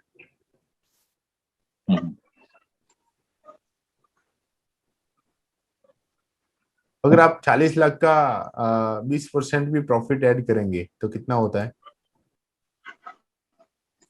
40 लाख का 20%। फिर इन्होंने 8 लाख, 8 लाख। 8 लाख, चलो आप 8 लाख भी छोड़ दो, 5 लाख रुपए प्रॉफिट पकड़ लो, तो क्या क्या खराब है? ये मिस नेहा आर्या है। ये इंडस फूड एग्जीबिशन हुआ था दिल्ली में अभी। ये आई थिंक ये कब भेजा इन्होंने मुझे? 20 तारीख को, 20/3/2021 को इंडस फूड हाँ हुआ जी। था। तो इंडस फूड में ये देखिए फॉरेन बायर, मैंने आपको बोला था ना, एग्जीबिशन के अंदर 3 लोग जाते हैं, एक्सपोर्टर, फॉरेन बायर और तीसरा visitor.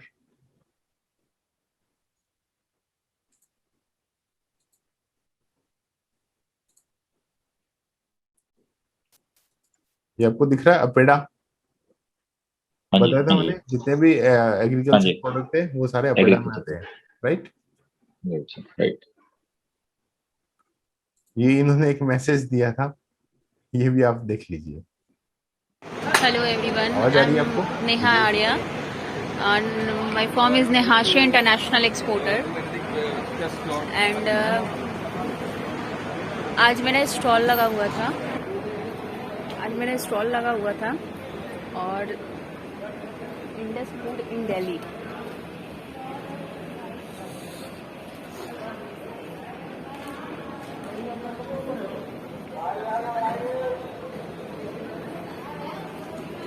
And we are very thankful for Dipesh sir for Shemkari Academy for supporting my export and thank you so much.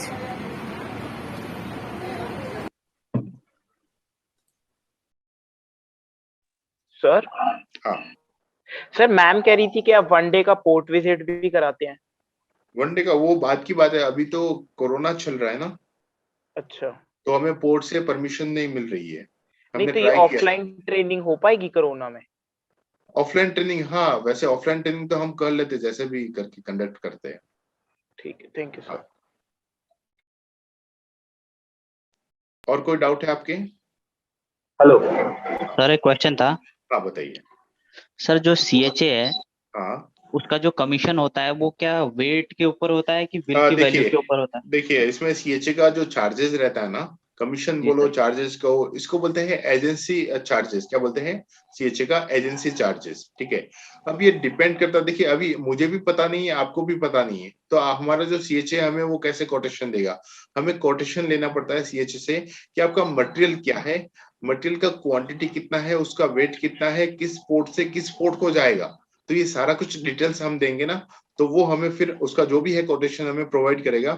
हमें एक CHA के ऊपर डिपेंड नहीं रहना है, हमें 2 या 3 CHA के ऊपर डिपेंड रहना है, तीनों से कोटेशन लेना है, कॉस्टिंग लेना है, और तीनों को अब अगर आप कंपेयर करेंगे ना, तो 10 से 15,000 रुपए का आपको फर्क दिखेगा। Okay, hello. हाँ सर ये इंसेंटिव कैसे पता चलता है प्रोजेक्ट का? क्या इंसेंटिव? इंसेंटिव्स? हाँ इंसेंटिव। हाँ, इंसेंटिव्स का एक प्रोसेस होता है, कुछ वेबसाइट्स है जो हम लोग आपको ट्रेनिंग प्रोग्राम के अंदर बताते हैं। मैं मतलब आपको एक्सेस करके बताया जाता है कि आपका जो भी प्रोडक्ट है पहले उसको प्रोसेस के थ्रू जाना पड़ता है, तभी आपको इंसेंटिव दिखता है कि आपका जो प्रोडक्ट है उसका HS कोड क्या है। राइट, HS कोड से हमें पता चलता है। अब आपको सपोज आपका ये कोई बॉटल है, ठीक है, प्लास्टिक की बॉटल है, अगर उसका कोई वेरिएंट चेंज हो गया, सपोज कोई, एक तो ये बिस्लरी की बॉटल होती है तो उसका बॉटल का HS कोड अलग होगा, ठीक है। अब ऐसे कोई फ्लिप करने वाली बोतल है तो उसका HS कोड अलग होगा। अगर आपका HS कोड अलग हो गया तो ये इंसेंटिव का परसेंटेज भी अलग हो सकता है।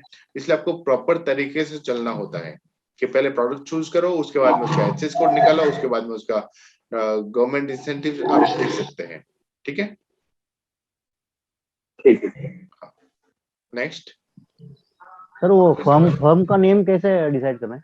हाँ, फर्म का नेम अगर आपने, आई थिंक कुछ लोगों का ऑलरेडी डिसाइडेड है और कुछ लोगों ने रजिस्ट्रेशन भी करवा दिया है। फर्म का नाम देखिए, हमारी जो कंपनी है उसका नाम है शेमकरी इंटरनेशनल प्राइवेट लिमिटेड। क्या है? शेमकरी इंटरनेशनल प्राइवेट लिमिटेड। अगर आप गूगल मैप के ऊपर भी देखेंगे ना, गूगल मैप पे शेमकरी इंटरनेशनल प्राइवेट लिमिटेड, तो आपको आजू बाजू में क्या दिखेगा? जंगल दिखेगा। राइट, क्योंकि मुझे पता है कि फॉरेन बायर ना ही तो मेरे ऑफिस पर विजिट करेगा, ना ही किसी लोकल कस्टमर के साथ में मेरा कोई रिलेशन है। तो ये जो मैंने अपनी जो कंपनी का नाम रखा है शेमकरी इंटरनेशनल, ये स्टार्टिंग में 10-12 साल पहले ये प्रोप्राइटरशिप फर्म थी। क्या थी? Proprietorship firm. ठीक है, 2019 में मैंने इसको प्राइवेट लिमिटेड के अंदर कन्वर्ट करवा दिया। अभी जो मैंने नाम रखा है ना शेमकरी इंटरनेशनल, शेमकरी का मतलब ये कुल देवी का नाम है। राइट, कुल देवी का नाम है।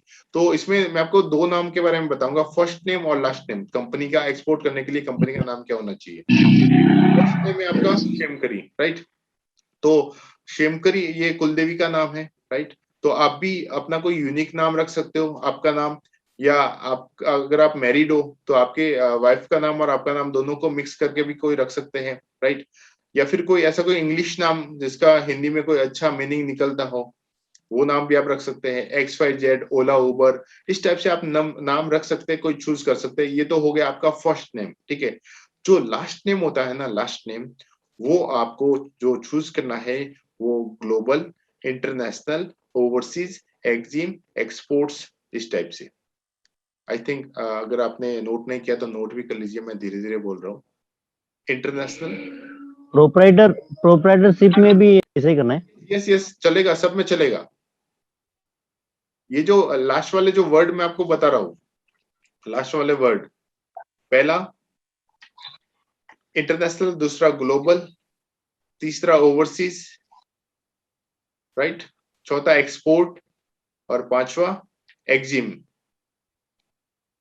तो इनमें से आप कोई रख सकते हैं। सपोज मेरा नाम, मेरी कंपनी का नाम है शेमकरी, राइट, तो मैं शेमकरी ग्लोबल या शेमकरी इंटरनेशनल, शेमकरी ओवरसीज, राइट, शेमकरी एक्सपोर्ट, तो इस टाइप से ये मेरा नाम सेट हो गया कंपनी का, राइट। अगर आप प्राइवेट लिमिटेड कंपनी रजिस्टर करेंगे तो ये शेमकरी ओवरसीज प्राइवेट लिमिटेड हो जाएगा, ठीक है। तो इस टाइप से आपको नाम चूज करना है। अब ये जो लास्ट नेम मैंने आप सभी को बताया है, कौन कौन सा, international, global, overseas, Impex, Exim और एक्सपोर्ट, ठीक है। इससे क्या होता है कि जब आप प्रमोशन करेंगे, आप वो 17 तरीके यूज करेंगे तो फॉरेन बायर आपकी कंपनी का नाम देखेगा। तो ये जो लास्ट नेम है ना, इससे इफेक्ट हो तो क्या पड़ता है कि ये जो कंपनी आपके बायर के माइंड में क्या आएगा, ये जो कंपनी है वो एक्सपोर्ट इंपोर्ट बिजनेस के अंदर डील करती है। अगर आपने कंपनी का नाम रख लिया, या तो आपने अपने नाम से करवा लिया आईसी कोड वगैरह, या फिर आपने कंपनी के नाम का जो लास्ट नेम है वो आपने रख लिया एंटरप्राइजेज, ट्रेडिंग कंपनी, तो ये सभी घरेलू बिजनेस में हम लोग ये नाम यूज करते हैं, एंटरप्राइजेज और ट्रेडिंग कंपनी, राइट। ये आपको एक्सपोर्ट बिजनेस के लिए यूज नहीं करने हैं। कौन से वर्ड यूज करने हैं, international, Exim, overseas, Impex, export, इस टाइप से। इसके अंदर आपको मिडिल नेम भी यूज करना है, मिडिल नेम। सपोज मैंने अपनी कंपनी का नाम रखा होगा, सपोज 4 प्रोडक्ट के अंदर डील करता हूँ, पहला ग्रेनाइट, दूसरा वुडन हैंडीक्राफ्ट, तीसरा एग्रीकल्चर, राइट। सपोज ये 3 प्रोडक्ट के अंदर मैं डील करता हूँ। अब ग्रेनाइट, वुडन हैंडीक्राफ्ट और एग्रीकल्चर, ठीक है। अब मैंने अपनी कंपनी का नाम रख लिया शेमकरी एग्रो इंटरनेशनल, ठीक है। अब मैं उस कंपनी का प्रमोशन कर रहा हूँ ग्रेनाइट के लिए। अब मेरा ग्रेनाइट का जो भी बायर होगा, राइट, वो उसकी कंट्री के गूगल पे सर्च करेगा top granite exporters in India. मैंने अपने कंपनी का प्रमोशन किया हुआ है, उसको मेरी कंपनी का नाम वहां पे दिखेगा। क्या दिखेगा, शेमकरी एग्रो इंटरनेशनल। क्या वो बंदा मेरी उस वेबसाइट के लिंक के ऊपर क्लिक करेगा या नहीं करेगा?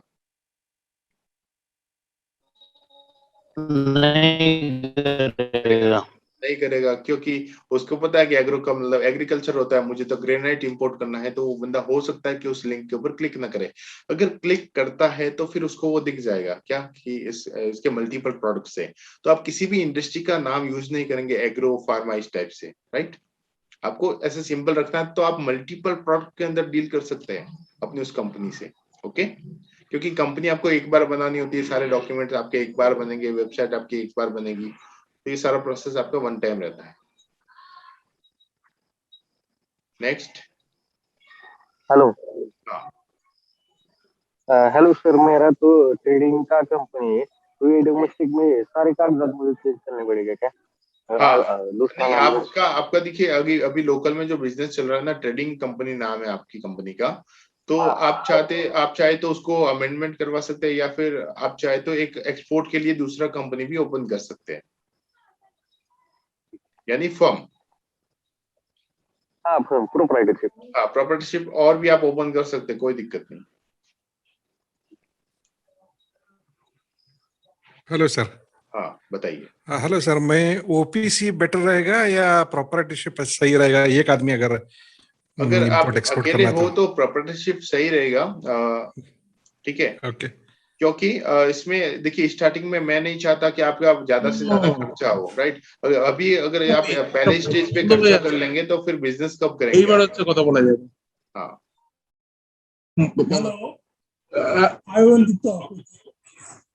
हाँ, स्वर्णादित्य जी बताइए। Yes, actually, I would like to move on merchandise business. So merchandise name can be placed on a proprietorship firm. Something merchandise. Is it also applicable? Use कर सकते हैं, किसी भी बिजनेस, मैन्युफैक्चरिंग हो, मर्चेंडाइज बिजनेस हो, right, किसी में भी आप यूज कर सकते हैं। नेम में यूज कर सकते हो। यस, नेम में यूज कर सकते हैं। I have an idea. एक आइडिया है जैसे पहले आपका कुल देवी का नाम आपने रखे है, राइट, इसलिए मेरा भी इष्ट देवता जो है उसका नाम रखेंगे। बराबर। उसके बाद मर्चेंडाइज रखेंगे। मर्चेंडाइज रखने का बाद ये जो एक्सपोर्ट और इम्पेक्स और एक्जिम और ओवरसीज इंटरनेशनल व्हाटएवर में भी ऐसा हम रख सकते हैं। नहीं, तो अगर देखिए कंपनी के नाम में मर्चेंडाइज अगर आप वर्ड यूज करते तो ये मत कीजिए, क्योंकि आपके बायर को ये नहीं लगना चाहिए कि आप तो जस्ट एक ट्रेडिंग करते हैं, राइट? ओके, मर्चेंडाइज वर्ड आप यूज मत कीजिए। मैंने सोचा कि आपका मर्चेंडाइज का काम है, राइट? मर्चेंडाइज वर्ड आपको यूज नहीं करना, आपको डायरेक्टली जैसे कि मैंने रखा शेमकरी इंटरनेशनल, इस टाइप से आपको रखना है, ठीक है? आपका वॉइस बहुत ही कम आ रहा है, आपका वॉइस बहुत कम आ रहा है। हम कैसे मल्टीपल प्रोडक्ट में रह सकते हैं, नाम कैसे रखेंगे, क्योंकि हम थोड़ा नेक्स्ट वीक में नाम चॉइस करेंगे। अच्छा, इसलिए पूछा हूँ। अच्छा, तो आप मुझे वो व्हाट्सएप कर दीजिए आपके नाम, या फिर आप गणेश जी को व्हाट्सएप कर दीजिए, ये जो स्क्रीन के ऊपर नंबर है, ठीक है? तो ये मुझे भेज देंगे, मैं आपको ये बता दूंगा। हाँ, ये हमको बहुत ये और एक बात है, जो डीए का जो पेमेंट होता है, आपका वॉइस बहुत ही कम आ रहा है सर। क्वेश्चन था, मैं पूना से बोल रहा हूँ। ओके सर, एक्चुअली मैं का बिजनेस, आप संजीव जी है ना? संजीव जी, आपकी वॉइस नहीं आ रही है।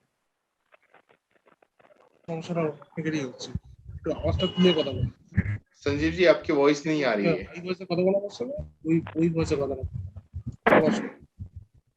Hello sir. हाँ हेलो, हाँ बताइए। सर मैं कर्नाटक से बोल रहा हूँ। अच्छा सर, ये अभी पैंडेमिक पीरियड में ये प्रोसेस ऑफ एक्जिम बिजनेस, ये कैसा है? आपको तो ज्यादा तजुर्बा है, okay? The process has become a bit of complicated, or it is like before, or like it has become easier now during a pandemic?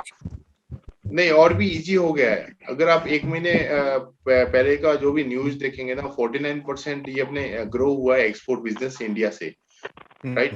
तो अभी ये डिमांड आ रही है बहुत फॉरेन से हर एक प्रोडक्ट की। तो ये अच्छा, कल के स्पीच में मोदी साहब कुछ एक्सपोर्ट के बारे में कुछ इंसेंटिव्स या कुछ बताया है क्या?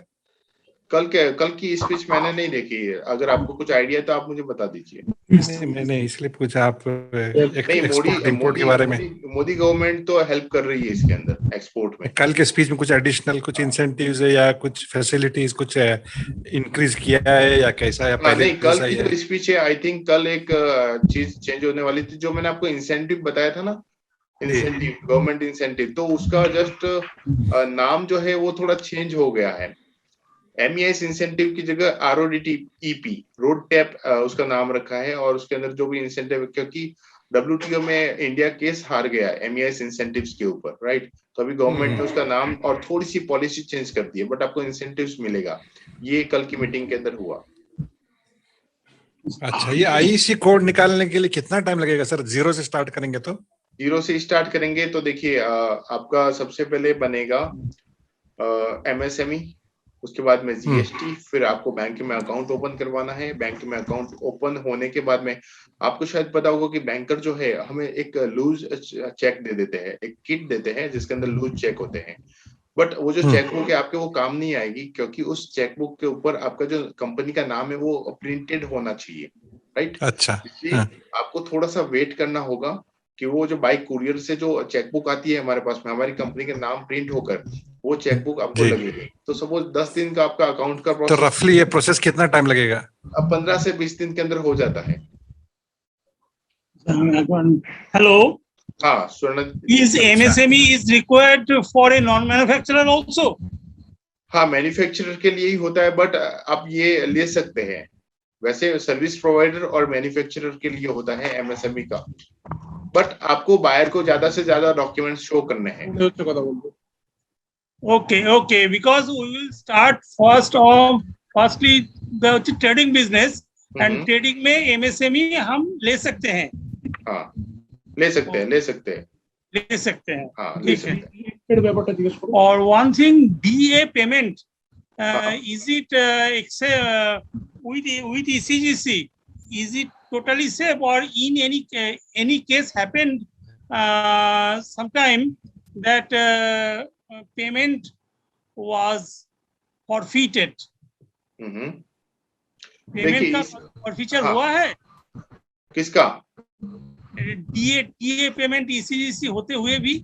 हाँ, होता है ना? नहीं होता है। देखिए इसमें प्रोसेस में आपको बताता हूँ थोड़ा सा कि आपका अगर एडवांस को छोड़कर अगर आपका डीए पेमेंट टर्म्स है, डीपी पेमेंट टर्म्स है, या फिर LCA लेटर ऑफ क्रेडिट, ठीक है, तो ये सारी चीजें कवर होती है ECGC के अंदर, ठीक है, सारी चीजें कवर होती है। अब बहुत ही कम चांसेस होता है कि पहले देखिए ECGC आपको प्रोटेक्शन कब देगा? पहले ECGC खुद उस बायर को वेरीफाई करेगा 500 रुपए से, राइट, तब आपको प्रोटेक्शन मिलेगा। तो ऐसा इसमें बहुत ही कम होता है कि ECGC ने जिस बायर को वेरीफाई किया है तो वो बायर कम ही चांसेस है कि वो आपको आपके साथ में फ्रॉड करे। ओके ओके ओके, ये होता है। Okay, thank you. वेलकम। हारून जी।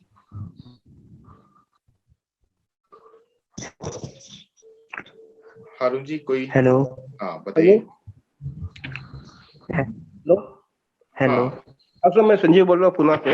हाँ संजीव जी बताइए, आपकी वॉइस आवाज आ रही है सर? अभी तो ठीक है आवाज सर? हाँ अभी ठीक है, बताइए। अभी क्वेश्चन ऐसा था कि मेरा बिजनेस चिकन का है। हाँ। लेकिन अभी मैं चाहता हूँ कि कई सैंपल भेज दूँ। सैंपल जो होगा वो 2-5 किलो होगा। बराबर। तो सर प्रोसेस होती है कोई सैंपल वहां तक खराब ना हो जाए? नहीं, इसका तो देखिए आपकी अगर नियर बाई कंट्री है, नियर बाई, राइट, तो वहां पे आप बाई एयर से भेज सकते हैं, क्योंकि जाएगा तब तक ये खराब हो जाएगा।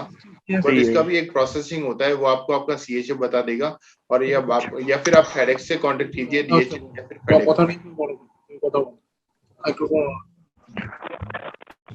संजीव जी वॉइस आ रही है? हाँ हेलो। हाँ आई एम बैनर्जी स्पीकिंग। हाँ बैनर्जी सर बोलिए। I have made my registration. Okay. And I have told, हमने बोले हैं जो अगस्त में नहीं कर पाएंगे, सितंबर से जुड़ेंगे, तो सितंबर से ये जो कोर्सेस है हमको क्या अगस्त का मॉड्यूल छोड़ के सितंबर का जो मॉड्यूल है उसमें करना होगा क्या? अगस्त का मॉड्यूल कैसे नहीं, आपका फिर देखिए आपका फ्रेश से शुरू होगा। फ्रेश से शुरू होगा। हाँ। ओके ओके ठीक है। तब वो सितंबर से फ्रेश से शुरू होगा। हाँ फ्रेश शुरू होगा। फ्रेश शुरू होगा। हाँ। हेलो। हाँ अरुण जी।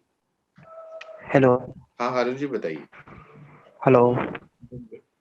अरुण जी वॉइस आ रही है? सर जी वो अगर मुझे यहाँ से किसी कंट्री में, हेलो। हाँ बताइए। हेलो। हाँ वॉइस आ रही है आपकी, आप सर बताइए। अगर मुझे यहाँ से, हाँ, अगर मैंने यहाँ से कोई कुरियर भेजा है, बराबर, कोई प्रोडक्ट भेजी है, तो उसका चार्ज कौन देगा?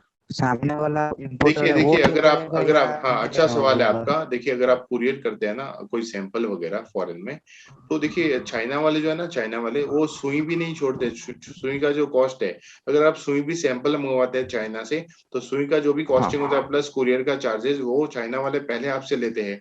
तो आपको भी यही काम करना, आप जो भी सैंपल भेजेंगे, सैंपल का कॉस्ट प्लस आपका जो कुरियर का चार्जेस है, वो दोनों आपको लेना है फॉरेन बायर से। क्योंकि आपको तो महीने के सपोज आपके सैंपल का कॉस्ट है 500 रुपए, महीने के अगर आपको 100 बायर मिल गए सैंपल के लिए, तो 50,000 रुपए तो आपका ऐसे ही वेस्ट हो जाएगा। इसलिए सैंपल का चार्जेस आपको लेना है। आप ये सैंपल का चार्जेस पेपल अकाउंट से ले सकते हैं, पेपल अकाउंट। सैंपल नहीं है, ऑर्डर ही है कंप्लीट। हाँ तो वो भी आपका हो जाए। अच्छा ऑर्डर है आपका, तो आप पहले एडवांस पेमेंट ले लीजिए उनसे और ये आप भेज दीजिए। ऑर्डर ऑलरेडी है क्या आपके पास? तो कुरियर चार्ज होगा वो तो अभी आपके पास में ऑर्डर है? पूछ रहा हूँ। अच्छा ऑर्डर है नहीं, सिर्फ कॉलेज के लिए। अगर तो उसका भी कुरियर चार्ज।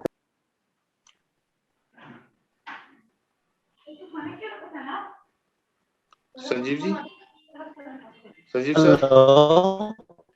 संजीव सर आपका वॉइस नहीं आ रहा है। चलिए संजीव जी मैं आपको कॉल पे बात करता हूँ। हेलो सर, मैं विनोद बोल रहा हूँ। हाँ विनोद जी बताइए।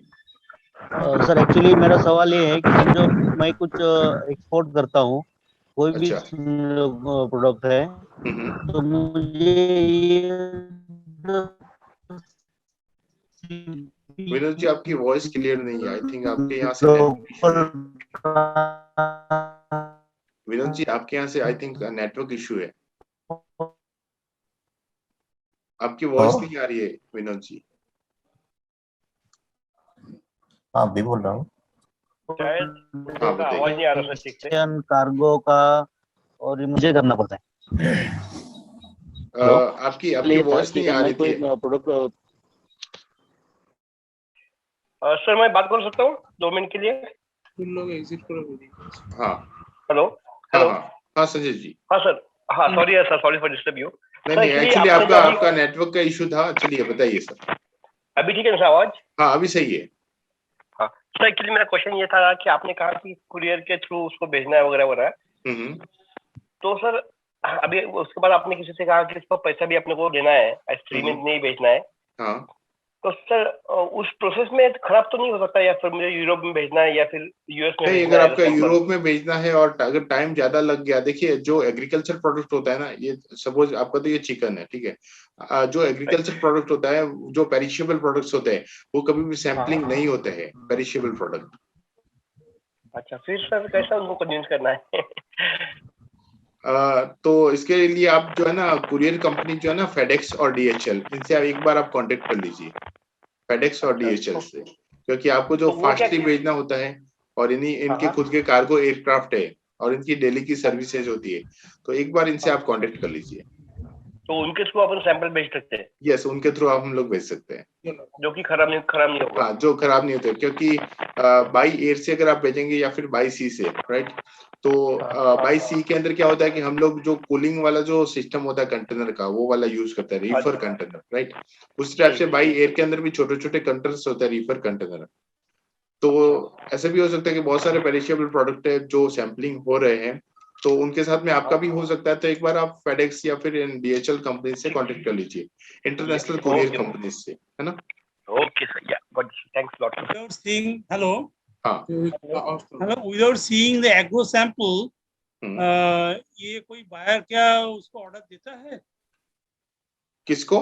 विदाउट कोई एग्रो सैंपल का नहीं देखकर कोई बायर कोई ऑर्डर देता है? यस, ऑर्डर देता है ना, क्योंकि उसका लैब रिपोर्ट जो होता है वो सारा वो मायने रखता है इसमें। लैब टेस्टिंग आप करवाओगे ना आपके प्रोडक्ट की, एग्रीकल्चर प्रोडक्ट की, तो लैब रिपोर्ट से उसको सारा कुछ कंटेंट के बारे में पता। ठीक है, उसका स्पेसिफिकेशन, लैब रिपोर्ट, ये सब देना होगा। ये सब देना होता है। पहले आपका बायर आपको बोलेगा कि मुझे इतना इतना ये परसेंटेज चाहिए, इससे ज्यादा नहीं चाहिए या इससे कम नहीं चाहिए, तो वो सारा कुछ आपको बताएगा। ठीक है।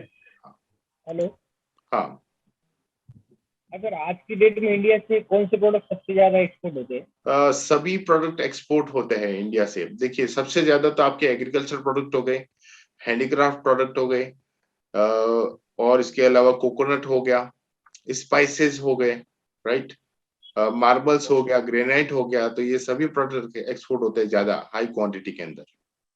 ये पोल्ट्री फीड वगैरह वो जो होता है, क्या? Poultry feed? हाँ, वो भी होता है, वो भी एक्सपोर्ट होता है। हेलो, हमारा जस्ट बाजू में एक फैक्ट्री है, वो पैकेजिंग मशीनरी बनाता है। अच्छा, टोटल मशीन। ओके, ठीक है। काफी बड़ा फैक्ट्री है, यूनिट बड़ा है। ओके, तो उसका हमसे उसके साथ हमारा बात हुआ है। ओके, तो वो बोला है वो भी एक्सपोर्ट करता है, लेकिन वो बोला है ठीक है, अभी कोई बाहर नहीं पाओगे तो हमसे लेकर आप एक्सपोर्ट कर सकते हो। यस, कर सकते हैं। तो ये भी हो सकता है। देखिए ऐसा होता है, यस पॉसिबल है, राइट। लेकिन मैं यहाँ पर एक बात आपको बताना चाहूंगा, आप सभी को, आपके मिलने वाले बहुत सारे लोग होंगे, मतलब friends and family, right, family member भी होंगे और फ्रेंड्स भी होंगे, कि आपने एक्सपोर्ट का बिजनेस शुरू किया है, तो आप ये मेरा ये प्रोडक्ट है, इसको भी आप एक्सपोर्ट करो। वो बोलेगा कि मेरा ये प्रोडक्ट है, इसको भी आप एक्सपोर्ट करो, राइट। लेकिन हर एक प्रोडक्ट को एक्सपोर्ट करने के लिए वो प्रोसेस के थ्रू हमें जाना पड़ता है। क्योंकि सपोज आप पैकेजिंग मशीनरी की बात कर रहे हैं तो डायरेक्टली तो आपको कोई बायर मिलेगा नहीं। पहले आप उसकी वेबसाइट के अपनी वेबसाइट के अंदर आप उस पैकेजिंग मटेरियल का कुछ इन्फॉर्मेशन डालोगे, उसका प्रमोशन करोगे, उस मशीनरी के बारे में टेक्निकल नॉलेज आप उससे लोगे पैकेजिंग मशीनरी वाले से, राइट। क्योंकि अगर आपको उस मशीनरी का प्रोडक्ट पता ही नहीं है, राइट, उसका कोई नॉलेज ही नहीं है, स्पेसिफिकेशन या फिर डिस्क्रिप्शन के बारे में आपको पता ही नहीं है, तो फिर आप वो मशीनरी बेचेंगे कैसे? क्योंकि बाहर के कोई भी सवाल हो सकते हैं, उन सभी सवालों का आंसर आपके पास में होना चाहिए। Okay okay, thank you.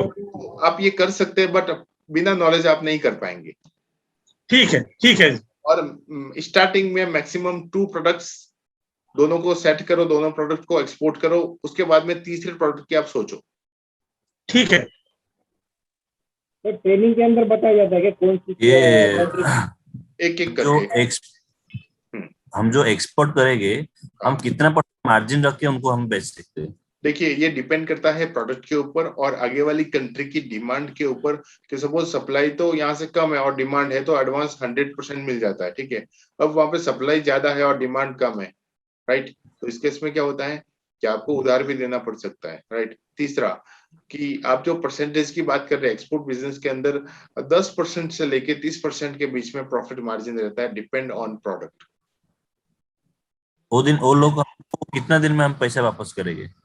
कौन? ये तो पेमेंट टर्म्स के अकॉर्डिंग, ये आपका पेमेंट टर्म्स क्या फिक्स होता है फॉरेन बायर के साथ में, तो पेमेंट टर्म्स के अकॉर्डिंग आपको आपका पैसा मिलता है बैंक टू बैंक।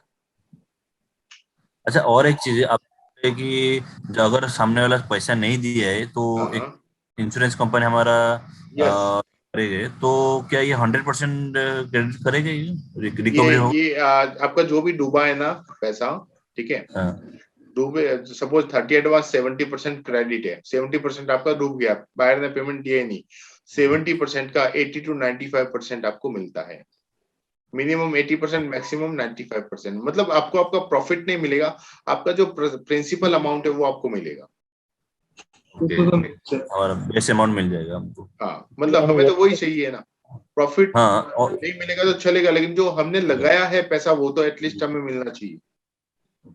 और एक चीज, मैंने एक मस्टर्ड ऑयल नहीं तो मस्टर्ड सीड का बिजनेस एक्सप्लोर करना चाहता हूँ, तो दोनों के मस्टर्ड ऑयल जो सीड है उसमें से ऑर्गेनिक की ऑयल निकाल के बेचना चाहता हूँ, तो दोनों से मस्टर्ड सीड डायरेक्ट दोगे तो अच्छा होगा कि ऑयल निकाल के दोगे तो कौन सा डिमांड? पहले देखिए, हमें इसकी डिमांड चेक करनी पड़ेगी, डिमांड चेक करनी पड़ेगी, उसके बाद में हम लोग डिसीजन ले सकते हैं कि हमें कौन सा वाला करना है।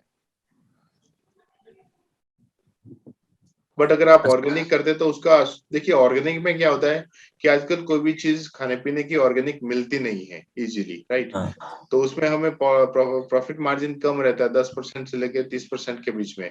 लेकिन अगर आपका ऑर्गेनिक है, लैब टेस्टिंग में अप्रूव्ड हो गया, तो 100 का 500 रुपए भी आपको मिल सकता है इंटरनेशनल मार्केट में रेट। और एक चीज, हम जो भी एक्सपोर्ट करेंगे हमको क्या पोर्ट जाना पड़ेगा जब तक शिप में लोडिंग? नहीं नहीं नहीं, मैंने आपको अभी बताया फर्स्ट कि आपका जो CHA है, आपका कस्टम हाउस एजेंट है, वो आपकी फैक्ट्री में ट्रक लेकर आएगा। फैक्ट्री में से आपको क्या करना है, लोड करना है, और आपको कोई हेडेक लेने की जरूरत नहीं है। माल दे दो उसको आपकी फैक्ट्री के अंदर ही, ठीक है, और उसको शिपिंग के डॉक्यूमेंट्स दे दो, कमर्शियल इनवॉइस, पैकिंग, जो भी नेसेसरी डॉक्यूमेंट्स लगते हैं। आपका जो CHA है वो अपने पोर्ट पर ले जाएगा, इंडिया के पोर्ट पर क्लियरेंस करवाकर फॉरेन के किसी भी पोर्ट तक भिजवा देगा, राइट। फिर आगे का जो रेस्पॉन्सिबिलिटी है वो आपके फॉरेन बायर का रहेगा, या फिर आपका रेस्पॉन्सिबिलिटी है कि बायर के गोडाउन तक भिजवाना। तो ये सारी कुछ डिलीवरी टर्म्स बोलते हैं इसको, ये हम आपको ट्रेनिंग प्रोग्राम के अंदर सिखाएंगे, क्योंकि इन डिलीवरी टर्म्स के ऊपर ही आपका फॉरेन बायर के साथ में आपका बिजनेस का कॉन्ट्रैक्ट बनेगा एक्सपोर्ट का। तो ट्रेनिंग के अंदर बताया जाता है कौन सी कंट्री के अंदर कौन सा प्रोडक्ट ज्यादा चलता है? हाँ, वो भी हम लोग आपको बताएंगे प्रॉपर। देखिए, इस एक्सपोर्ट बिजनेस के अंदर जब हम इसकी लर्निंग करते हैं तो हमें सिस्टमेटिकली चलना पड़ता है, स्टेप बाय स्टेप। चलिए, तो आप सभी के सवाल आई थिंक कंप्लीट हो गए हैं, सॉल्व हो गए हैं। तो ये जो ट्रेनिंग है हमारी, ये 21 क्या आपकी वॉइस नहीं आ रही है?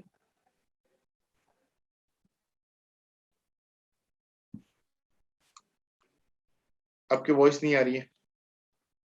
ठीक है, Okay, it's all right. Okay Okay, it's all right. मैं आपको वापस बता देता हूँ, 21 तारीख को हमारी नई बैच शुरू होने वाली है जो कि 5 डेज रेगुलर चलेगी। उसके बाद में हम 2 से 3 वीक का आपको असाइनमेंट देंगे। तो आपको जो भी होमवर्क दिया जाता है, company registration, product selection, website का वगैरह, तो वो सारा कुछ आपको कंप्लीट करके आना है नेक्स्ट मंथ की 5 डेज प्रोग्राम के अंदर, राइट। तो इसमें आपको पूरा प्रैक्टिकल नॉलेज मिलेगा, A to Z नॉलेज मिलेगा, और साथ ही में आपकी इंक्वायरीज भी आनी शुरू हो जाती है अगर आप काम शुरू कर देंगे तो, राइट। तो ये टोटल आपका 12 दिन का प्रोग्राम रहेगा। 10 दिन का तो आपका ऑनलाइन और 2 दिन का ऑफलाइन। तो ऑफलाइन के लिए आपका हमारा जो भी आपके नियर बाई जो भी लोकेशन है वहां पर आपको आना होता है। तो अगर आपको कांटेक्ट करना है ऑफलाइन ट्रेनिंग, ऑनलाइन ट्रेनिंग के लिए, आप इनसे मिस्टर गणेश ट्रैवल से आप कांटेक्ट कर सकते हैं। आई थिंक आप सभी ने कांटेक्ट नंबर नोट कर लिया होगा, राइट। Just a minute. हम आपको ट्रेनिंग कंप्लीट होने के बाद में हमारे जो एंड्रॉइड एप्लीकेशन है उसका हम आपको एक्सेस देते हैं 1 साल के लिए, जिसके अंदर हमने 150 plus pre recorded video shoot करके अपलोड किए हुए हैं। जो आपने इन 12 दिनों के अंदर सीखा है तो उन्हीं के हमने प्री रिकॉर्डेड वीडियो इसके अंदर अपलोड किए हुए हैं। तो ये आपको फ्री में मिलेगी ऑनलाइन ट्रेनिंग के साथ में, ठीक है। तो आप ये जो वीडियोज है अनलिमिटेड टाइम आप एक्सेस कर सकते हैं, कितनी भी बार सभी वीडियोज आप देख सकते हैं, राइट। और इसका जो एक्सेस रहेगा आपके पास में 12 महीने के लिए रहेगा। तो ये आप गूगल प्ले स्टोर से भी डाउनलोड कर सकते हैं। अगर आपके पास में कोई iOS डिवाइस है, एप्पल का कोई फोन है, तो आप उसके ऊपर भी एक्सेस ले सकते हैं। Hello, one more question, please. बताइए। Hello, one more question, please. Yes बताइए। ऑनलाइन ट्रेनिंग का टाइम आपने क्या बताया? शाम को इवनिंग का रहेगा 7 बजे से लेकर 9 साढ़े 9 बजे तक। 7 से 9 साढ़े 9। हाँ ठीक है जी, ठीक है ना, क्योंकि बहुत सारे लोग होते हैं जिनका ऑफिस का टाइम होता है, सर्विस करते हैं, स्टूडेंट्स है तो कहीं पे कोचिंग क्लास जाते हैं, तो उनको टाइम नहीं मिलता दिन में, राइट। तो ये हमने शाम का रखा है 7 बजे से लेकर साढ़े 9 बजे तक। ठीक है, अच्छी बात है ना। और फीस क्या है सर? इसका जो फीस है वो 19,000 है, 19,000, 19,000। तो ये आप पार्ट में भी पे कर सकते हैं, 2 पार्ट में। पहले 10,000 आपको पे करना है, और बाकी के जब भी आपका अगले महीने जो 5 दिन का सेशन रहेगा उससे पहले आप बाकी के 9,000 पे कर सकते हैं।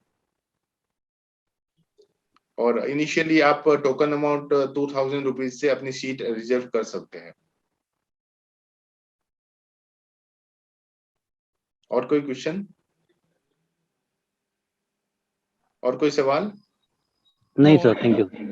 हेलो जी बताइए। हाँ सर, एक्चुअली आपने 2,000 रुपया कहा, और इसके अलावा कितना टोटल कितना फीस? अगर आप पहले इनिशियली 2,000 टोकन अमाउंट से रजिस्ट्रेशन करेंगे तो बाद में आपको 8,000 पे करना है, राइट। हाँ, तो ये आपका 10,000 हो गया। उसके बाद में आपका नेक्स्ट महीने जब भी रहेगा 5 डेज का, उससे पहले आपको पे करना है 9,000। अच्छा, हेलो। हाँ, is there any license required for tea export? हाँ देखिए, टी बोर्ड से आपको लेना पड़ता है, टी बोर्ड से। ये हम आपको क्या महंगा होता है? अगर आपको चाय एक्सपोर्ट करना है तो आपको टी बोर्ड से एक लाइसेंस लेना पड़ता है और आरसीएम से लेना पड़ता है। इसका कॉस्टिंग आपको कल बता दिया जाएगा। आप मिस्टर गणेश से कांटेक्ट कर लीजिए, वो आपको बता देंगे। ठीक है, ठीक है। और उसका वैलिडिटी भी कितना होता है वो सारा कुछ आपको बता दिया जाएगा। जी, ठीक है। Okay, so thank you for attending our 2 hours webinar, and good night to all of you. Thank you, sir. Welcome.